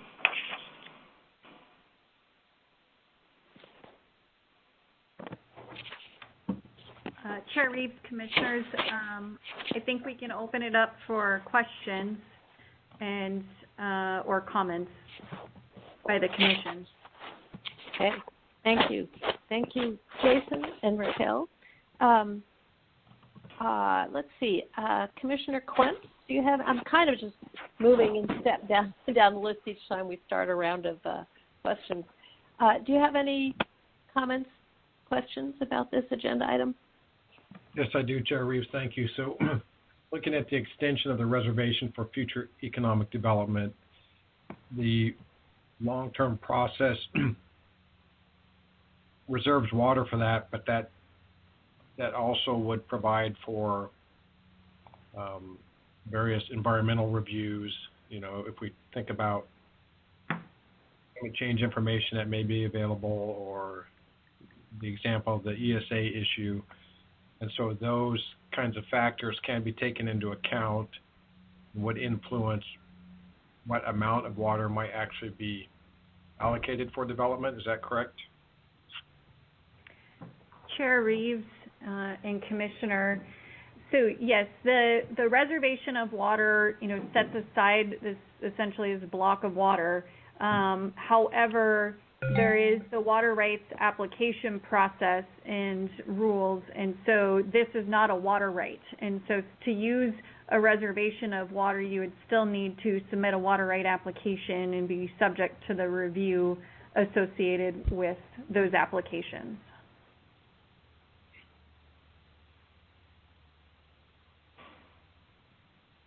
Okay, thank you. Commissioner Mall, any questions? Not at this time. Okay, thanks. Commissioner Korn?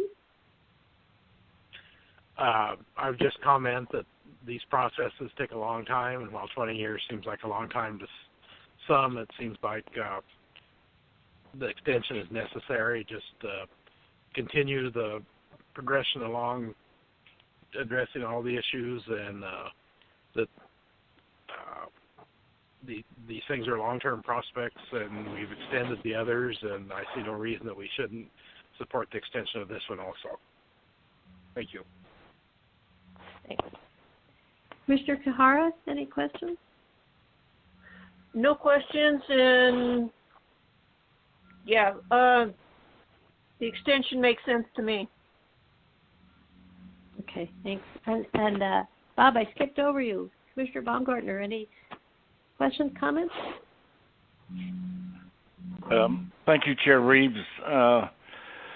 And the only thought I'm struggling a little bit with is the department's response to the written comments from Water Watch, where we agree with them but note that it's outside of the scope of this rulemaking. And so what do we do with information like that, where we agree with somebody on some of the, which appear to be rule modifications? Does that mean we will consider those at a later time, or is that just an indication that that's outside of this scope and we're not going to deal with it? Chair Reeves, Commissioner Baumgartner, that's a great question. I don't know that we're indicating either way. I think we do agree with the changes.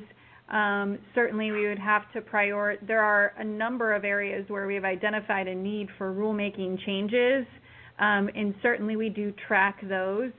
So I do think that what we've alluded to in there is that we do agree with it. However, we don't think that from a substantive impact, that because the rules of the Commission are incorporated under 537, that not incorporating them to date, we don't think there's a substantive impact, but we do acknowledge that they would be good changes.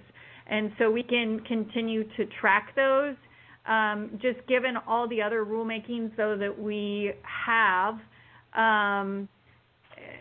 not had an opportunity to work on, I don't know if these changes would rise to the priority level. Certainly we could discuss that, particularly if there was a question, if the Commission was interested in that, we could consider that going forward.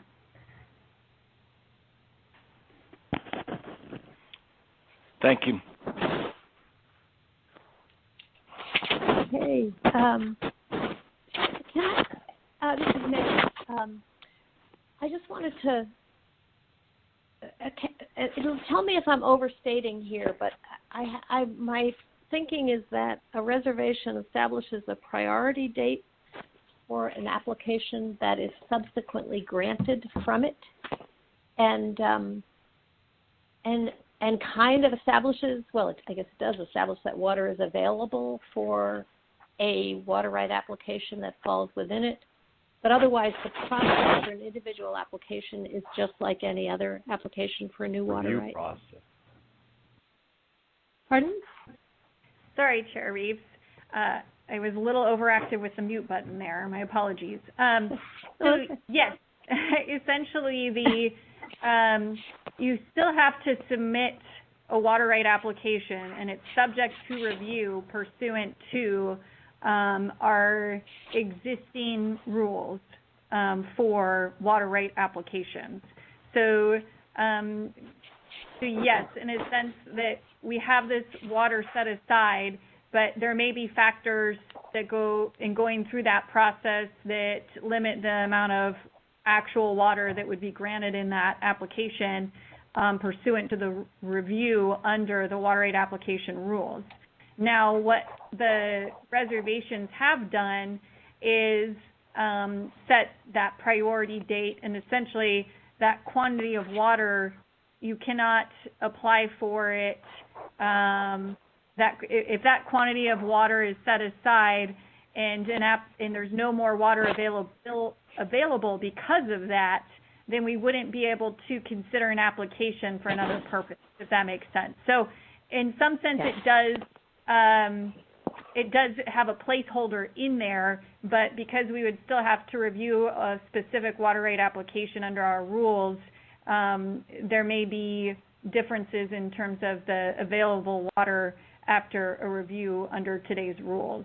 I'm going to see if I characterize that correctly. I'm looking at Ivan just to, yes, he's nodding his head. So So hopefully that makes sense. It's kind of complicated, and I might not be very well articulating it, but hopefully that gets to your question.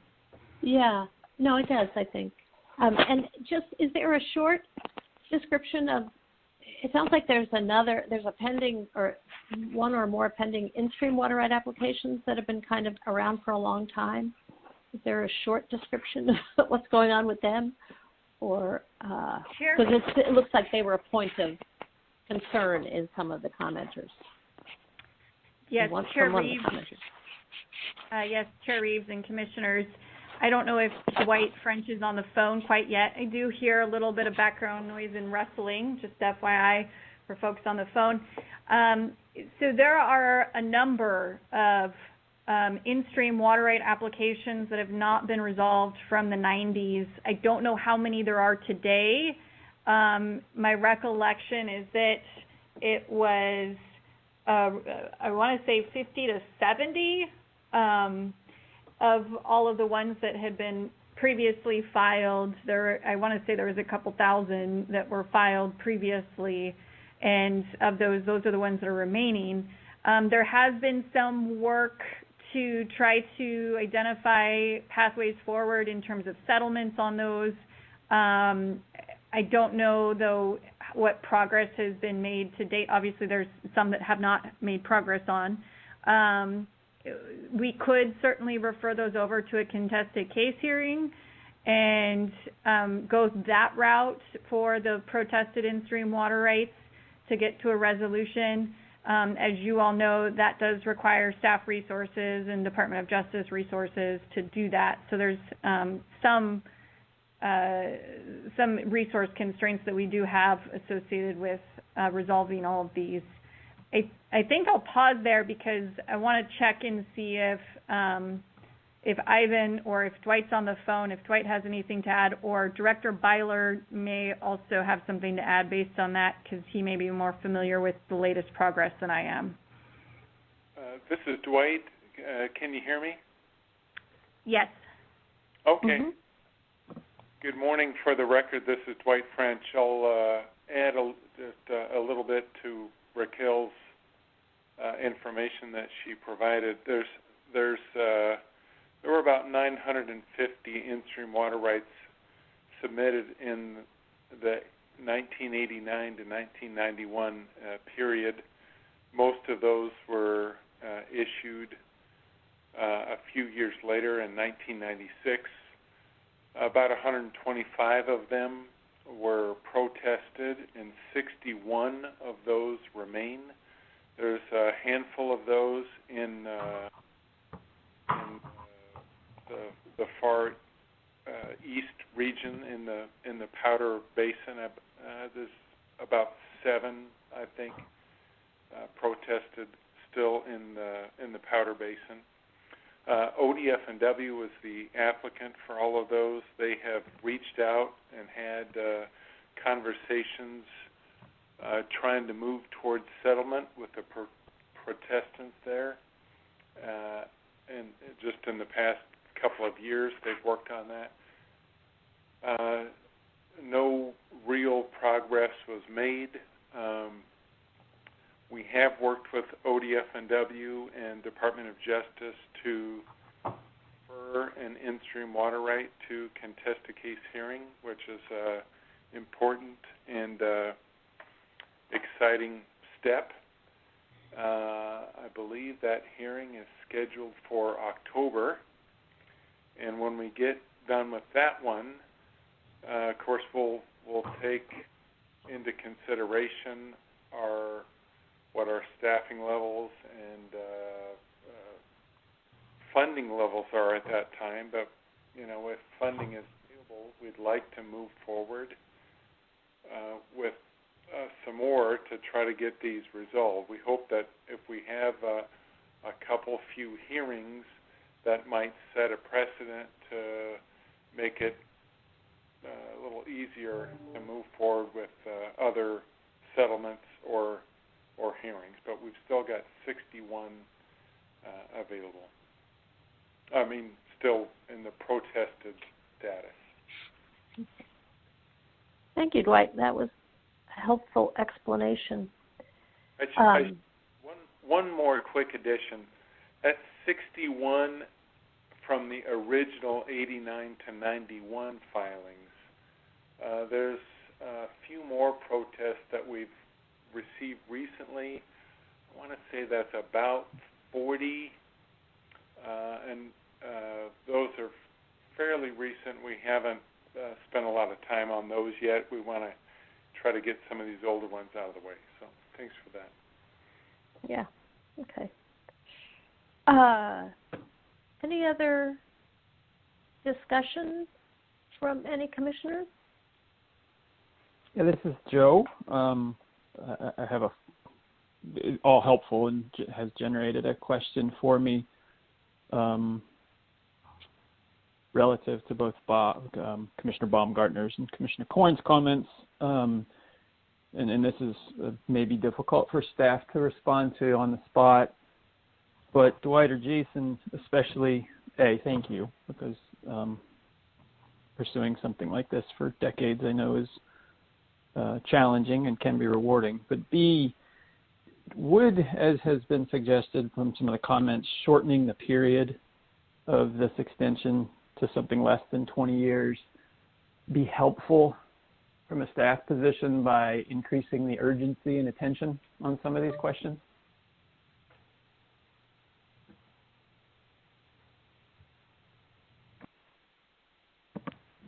Chair Reeves, Commissioner. So I think that's certainly something the Commission can consider doing. I think we have continued to propose the 20-year extension in part because we know the complicated nature of storage projects and the time it takes to develop storage projects, as well as this is the last of all of the reservations that needed to be extended, and all of the other ones have been extended for 20 years. So that would certainly be different than what we've done on the other ones.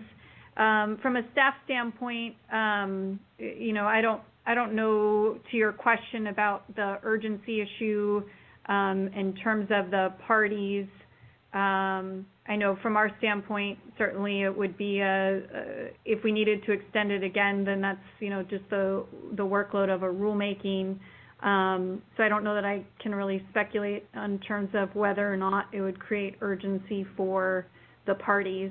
I think that is the position that's articulated in the comments.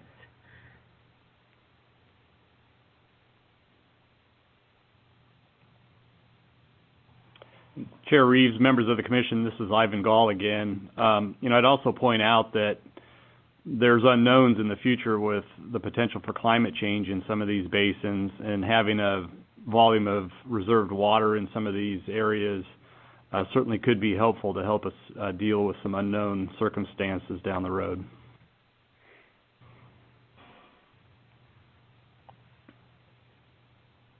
Great, thank you. Ivan, oh, excuse me, sorry.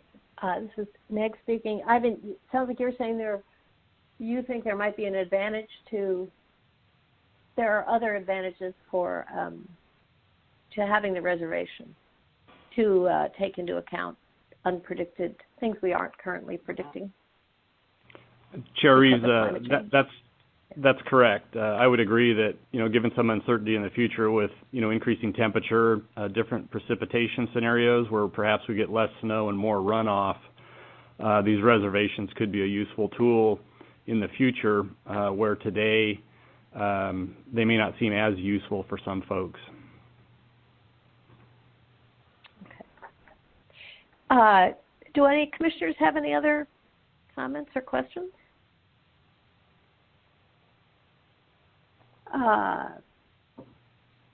So it sounds like not.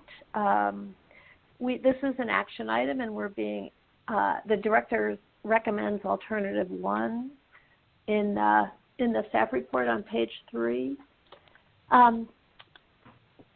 Would somebody like to make a motion? Madam Chair, this is Director Korn, or Commissioner Korn. I move that we accept the Director's recommendation, Alternative 1, to adopt the proposed rules in Attachment 5. Thank you, Bruce. Do we have a second? Commissioner Mall, I second that. Thank you, Joe. Any further discussion before we take a vote?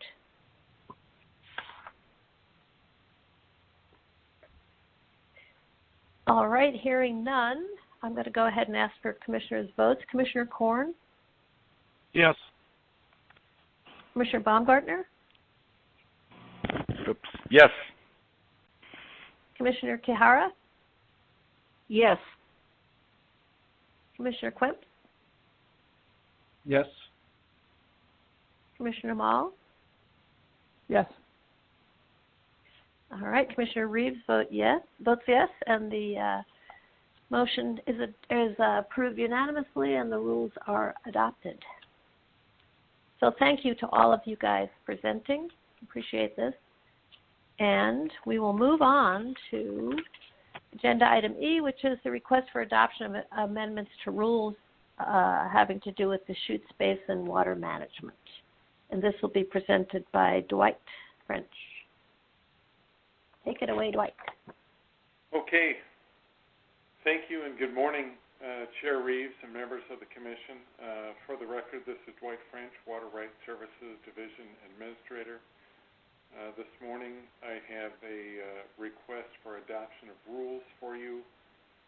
These are our Chapter 690, Division 522, Deschutes Basin Water Management Rules. During this agenda item, the Commission will be asked to consider the adoption of amendments to the Division 522 rules that would allow two things. First, the new rules would allow mitigation water developed under a mitigation project to be changed to mitigation credits. And second, the new rules would allow certain permit holders that have incremental development plans to reassign mitigation credits to a different existing municipal or quasi-municipal permit. In 2010, the Commission adopted the Deschutes Basin Water Management Rules, Division 522, relating to the Deschutes Basin Groundwater Mitigation Program. The rules operate in conjunction with the Deschutes Basin Groundwater Mitigation Rules in Division 505 and the Deschutes Basin Mitigation and Mitigation Credit Rules in Division 521. The existing Division 522 rules instructs the Department on how to account for canceled and partially canceled groundwater permits in the mitigation program in the Deschutes Basin. They are essentially our water mitigation accounting rules. The Department established a Rules Advisory Committee to advise the Department on this rule development. The RAC is identified in Attachment 1. I want to thank the RAC for their time and attention to rulemaking 3 times. So thank you to Adam Sussman, Reagan Desmond, Danette Fitzera, Leslie Clark, Kimberly Priestley, and Jen Hubert. They really helped us with these rules. It was a good group to work with.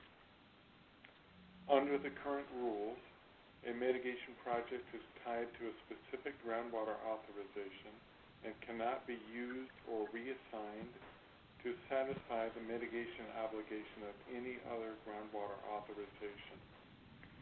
Whereas mitigation credits can be used to satisfy the mitigation obligation for one or more groundwater applications or permits. Currently, if a permit holder that has mitigation water does not prove up on the entirety of their permit, or forfeits that permit for some reason, the mitigation water is lost and is not able to be used for any other mitigation obligation. The proposed rules would address this disparity. While we were meeting with the RAC on these proposed changes, a member of the RAC proposed a second change to the rules. Currently, Division 522 allows a permit holder that holds more than one municipal or quasi-municipal permit issued under the rules to reassign the mitigation credits between their own existing permits, provided the reassignment is consistent with the requirements, other requirements of the rules. The suggestion was to allow a municipality or quasi-municipality with extra credits to share those, to be able to share those credits with other municipalities or other quasi-municipalities. We talked about it as a RAC, then we talked about it as a department with department staff and leadership, and we all agreed that this second change could be made. And it was within the scope of the rulemaking that we originally set out to do, just one additional change. So, to increase flexibility, the proposed rules would allow the permit holder of a municipal or quasi-municipal permit to reassign mitigation credits to a permit held by a different municipal or quasi-municipal entity. A notice of the proposed rulemaking hearing was noticed on the department's website and appeared in the Oregon Bulletin on January 1st, 2020. The notice was also sent by electronic mail to the department's listserv and other parties as required by law. The public comment period was open through January 31st. The public hearing was held in Bend on January 22nd. The notice and public comment draft of the proposed rules is included in attachment 2 of your packet. The department received public comments from 7 different individuals and entities. All of those comments are listed in attachment 3. The department's consideration and response to those comments are included as attachment 4. The department did not make any changes to the proposed rules from the public comment draft to the rules that you have in front of you today for adoption. The Commission is now asked to consider adoption of the proposed amendments in OAR Chapter 690, Division 522. The final proposed amended rules for adoption are included in Attachment 5. So you have 3 alternatives today that we've lined out for you. Alternative 1, adopt the final proposed amended rules OAR Chapter 690, Division 522, as contained in Attachment 5. Alternative 2, you could modify and adopt a different set of proposed amended rules for Division 522. Or Alternative 3, you could direct department staff to do other work on the rules and return to a future commission meeting. The Director recommends Alternative 1, to adopt the final proposed amended rules OAR Chapter 690, Division 522, as contained in Attachment 5. I'm available, of course, if you have any questions for me at this time. All right, thank you, Dwight. I'm going to go down this list again, and I'm going to start with Commissioner Mall. Joe, do you have any questions or follow-up on this? Just one clarification that may be just a limitation of how closely I've been able to read everything. Remember we talked before several meetings ago about my concern that we, with conversion to mitigation credits, that again we're not thoughtlessly creating some perverse market mechanisms that go at cross purposes, and I think the due diligence shows that that's been kept in mind, and I appreciate that. But the question from the recommendation from DEQ about the zones of impact zones of influence that the department agreed to. I can't see where that is included in the rule. I'm probably just completely missing it. So, thank you, Commissioner Mall and Chair Reeves, for that question and observation. Because that was outside the scope of the rules and would be a huge long-term conversation and effort, we were not prepared from a staffing standpoint to undertake that kind of question at this time. This rulemaking was originally thought to be a relatively low controversial tweak to the existing rules to add some additional flexibility. There are some concerns.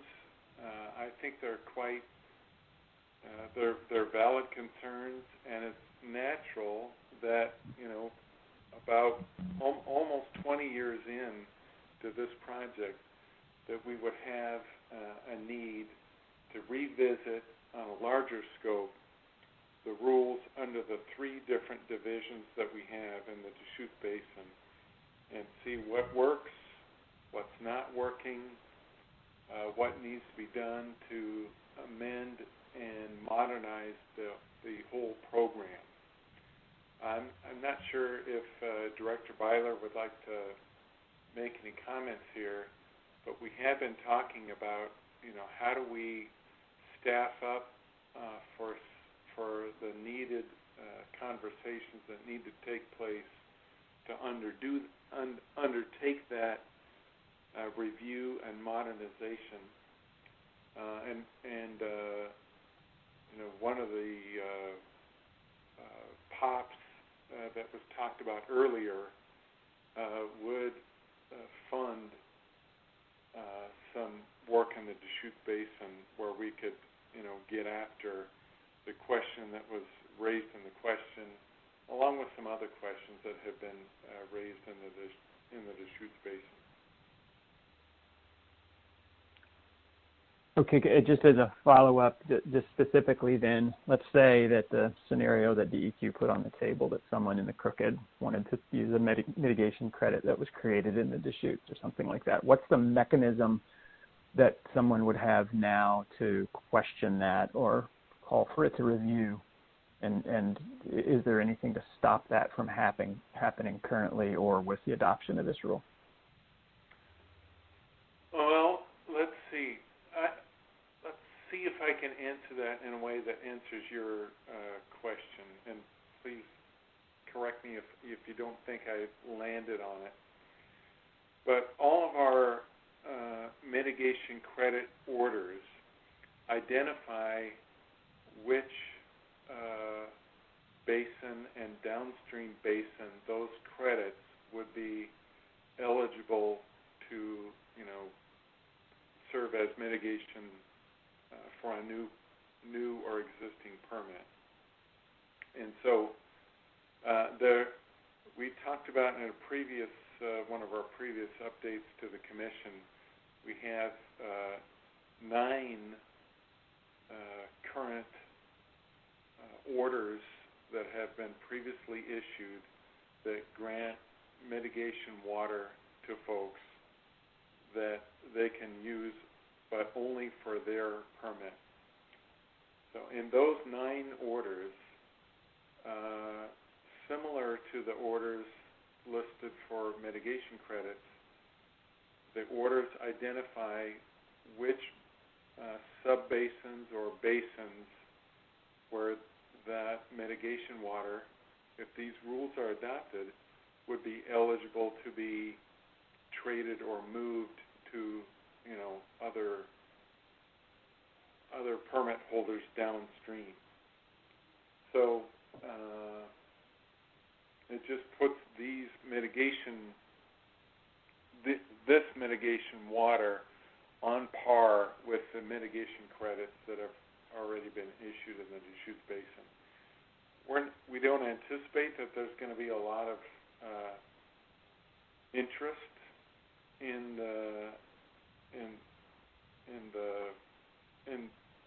these rules, but we think there'll be some.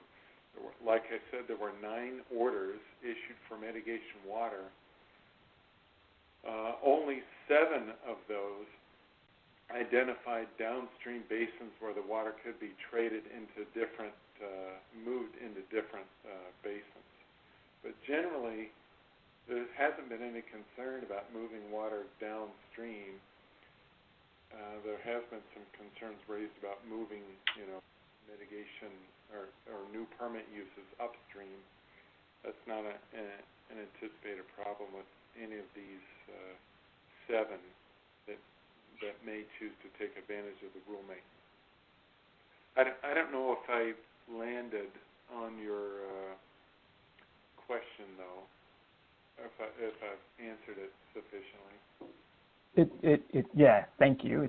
It's sufficient. It's adequate. I do think it points to that bigger question. Director Byler, I don't want to take a lot of time up in this meeting. And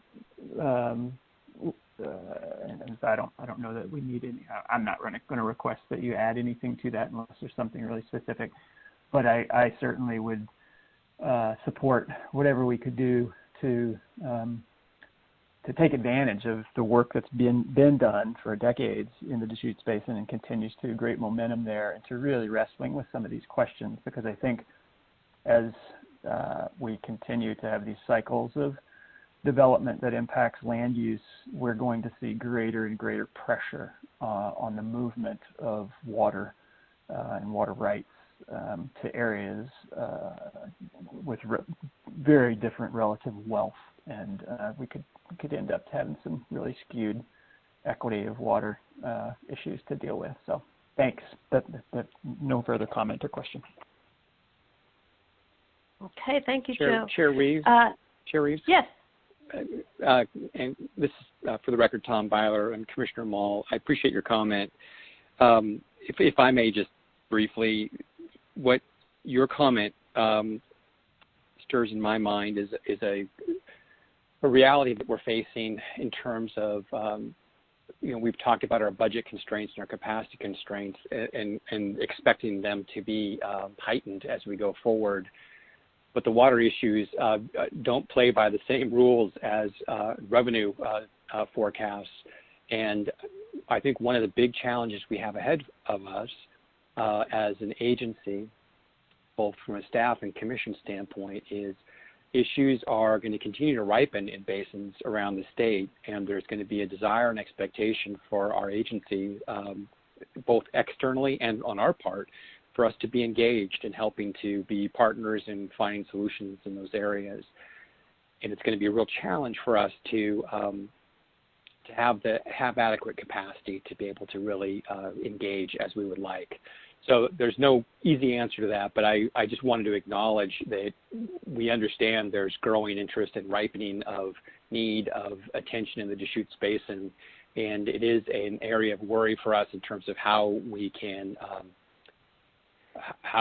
bring the capacity that we need to that, knowing that we've got a lot of other areas of the state that we're working on at the same time. Thank you. Thanks, Tom. Thank you, Tom. Commissioner Corn, any comments, questions? It just seems to me like we've had reports on this mitigation here in past meetings that this really addresses issues that they've had where the mitigation credits or water was available in one area, and there's other areas where the development was going on where they didn't have that mitigation, and it was going to be a limiting factor. And it seems to me like this makes sense to address an issue that has been coming up as we've received these reports the last few years. So I think it sounds good to adopt this rule at this point. Okay, thank you, Bruce. Commissioner Baumgartner? Thank you, Chair Reeves. And I guess the only concern I have is we make a commodity or move down this path of making a commodity out of water. We just need to make sure we feel comfortable that our big picture view of an overall program doesn't cause us to create microcosms of problems. And I think that's somewhat what DEQ is talking about here. We've heard the same thing from ODF and W, that we don't dry up some of the springs or the cold water refuges for the fish in some of the small creeks. With that said, overall, I think this program is doing very well. And so that's only a caveat of just a little bit of deep-seated concern, but more in general than with what is proposed. Okay, thank you. Yeah, that's it. Sorry, my finger hit the mute button before my mouth stopped. Commissioner Kihara? I agree with the need for greater flexibility, and I think the credits are a good way to go with that. One question I have, does this help alleviate some of the issues, problems that the city of La Pine has brought to the commission in the past? Dwight, do you have any insight on that?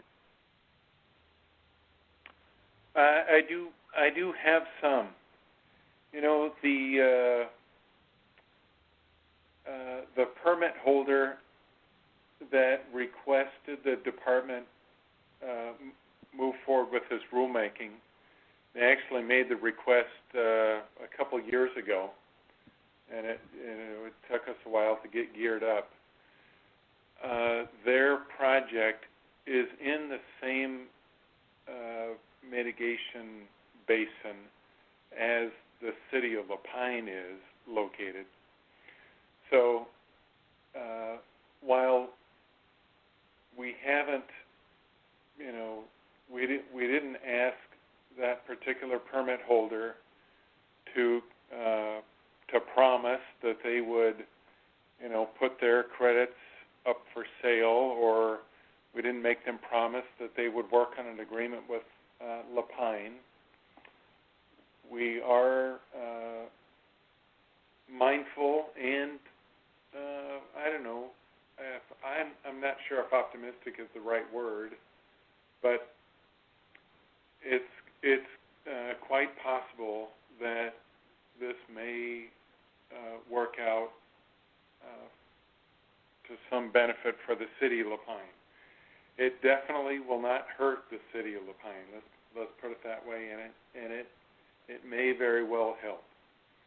So we hope it comes to fruition, but we'll kind of see how things unfold over the next few months. I think there's a good chance that if something's going to happen between the current permit holder and the city of La Pine, that it might be sometime in the next few months. But that's not a promise. That's just kind of me reading the tea leaves a little bit. Okay, thank you. That helps kind of clarify some of the impetus for these rule changes, and I think it's necessary. Some flexibility is good.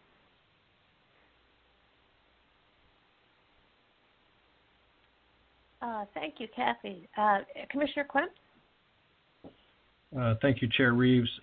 Similar comments to Commissioner Moll and Baumgartner, and I'll pile on, I guess, because I think it's important that we capture where concerns are repeated by the Commission, that it's an indication of a shared concern that we need to capture. And when it comes to credit team programs, my concern is always that we don't create programs where transactions are valued more than the outcomes that they are supposed to produce.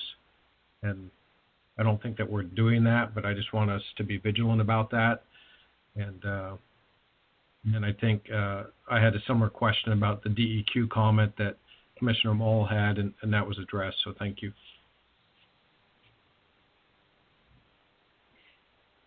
Okay, thank you, Eric. And my only, I agree with what all of the commissioners have brought forward on this one. I mean, I think the program seems to be working really well and being well managed, but there are, things to be vigilant about, concerns to be vigilant about, and fellow commissioners have raised those.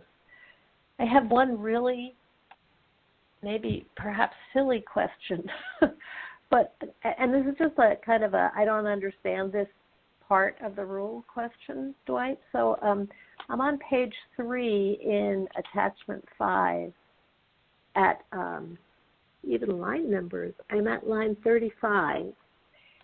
And the sentence is, for those that do not request to establish mitigation credits under the proposed project, the department will consult before moving forward. And I'm just trying to figure out what is the concern that provision is trying to address. It wasn't clear to me. Okay, so what's the scenario when that kind of thing would happen? Okay. Let me catch up with you for a second. Sorry. Yeah, I'm in 0060 subsection 1, the last sentence.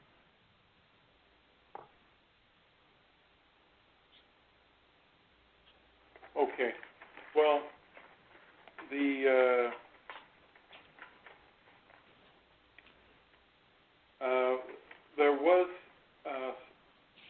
there was some early on discussion as we were drafting this section that we would maybe it would be best, because it's a relatively small group of permits that we're talking about, that we would automatically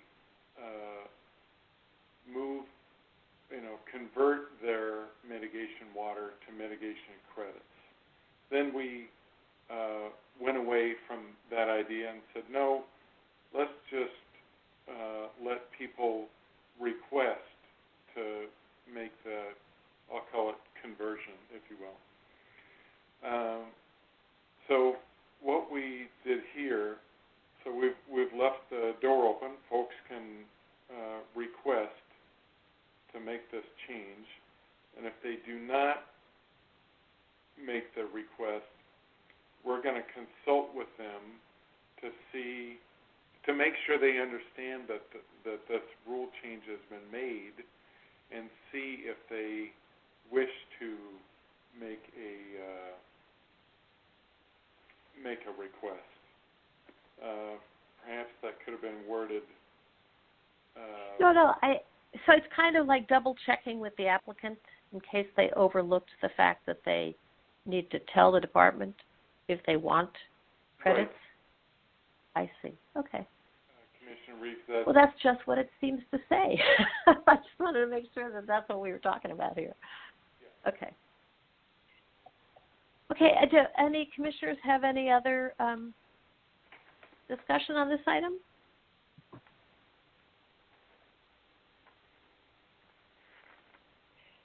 It sounds like we are ready for a motion. We're being recommended to adopt the final proposed amended rules as contained in attachment 5. Can I get a motion?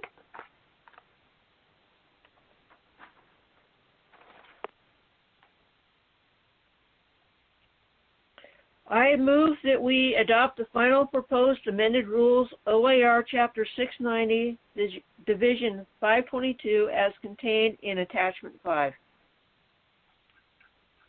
Thank you, Kathy. And a second?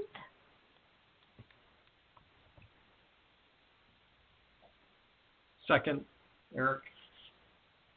All right. Thank you, Eric. So I think we have moved and seconded to adopt the final proposed amended rules, OAR Chapter 690, Division 522, as contained in Attachment 5 to the Agenda Item E staff report. And I'm just going to walk through the list and take a vote. Commissioner Korn? Yes.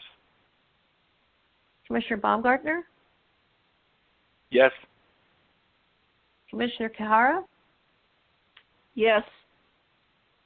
Commissioner Quem, Yes. Commissioner Mall, Yes. and Commissioner Reeves also votes yes. So we have unanimous adoption of these proposed rules. And that concludes that agenda item. Thank you, Dwight. Do we have, Nirvana, I think we have no requests for public comment. We're moving into the Not public at this comment time. section. Not Well at this time, then, Carrie. all right. Thank you to all of you commissioners, staff, participants. Am I missing anything, or can we adjourn the meeting? I think we can adjourn. Yes. This is Raquel. I would just this is Raquel. I would just pause for a moment and remind, in case folks have forgotten, that if they would like to engage in public comment, they need to push 5 and asterisk, and maybe just give them 20 seconds to just check and make sure that there aren't any, just part of the logistics of running a phone meeting. That's all, Commissioner. Thank you. All right. That's what we'll do.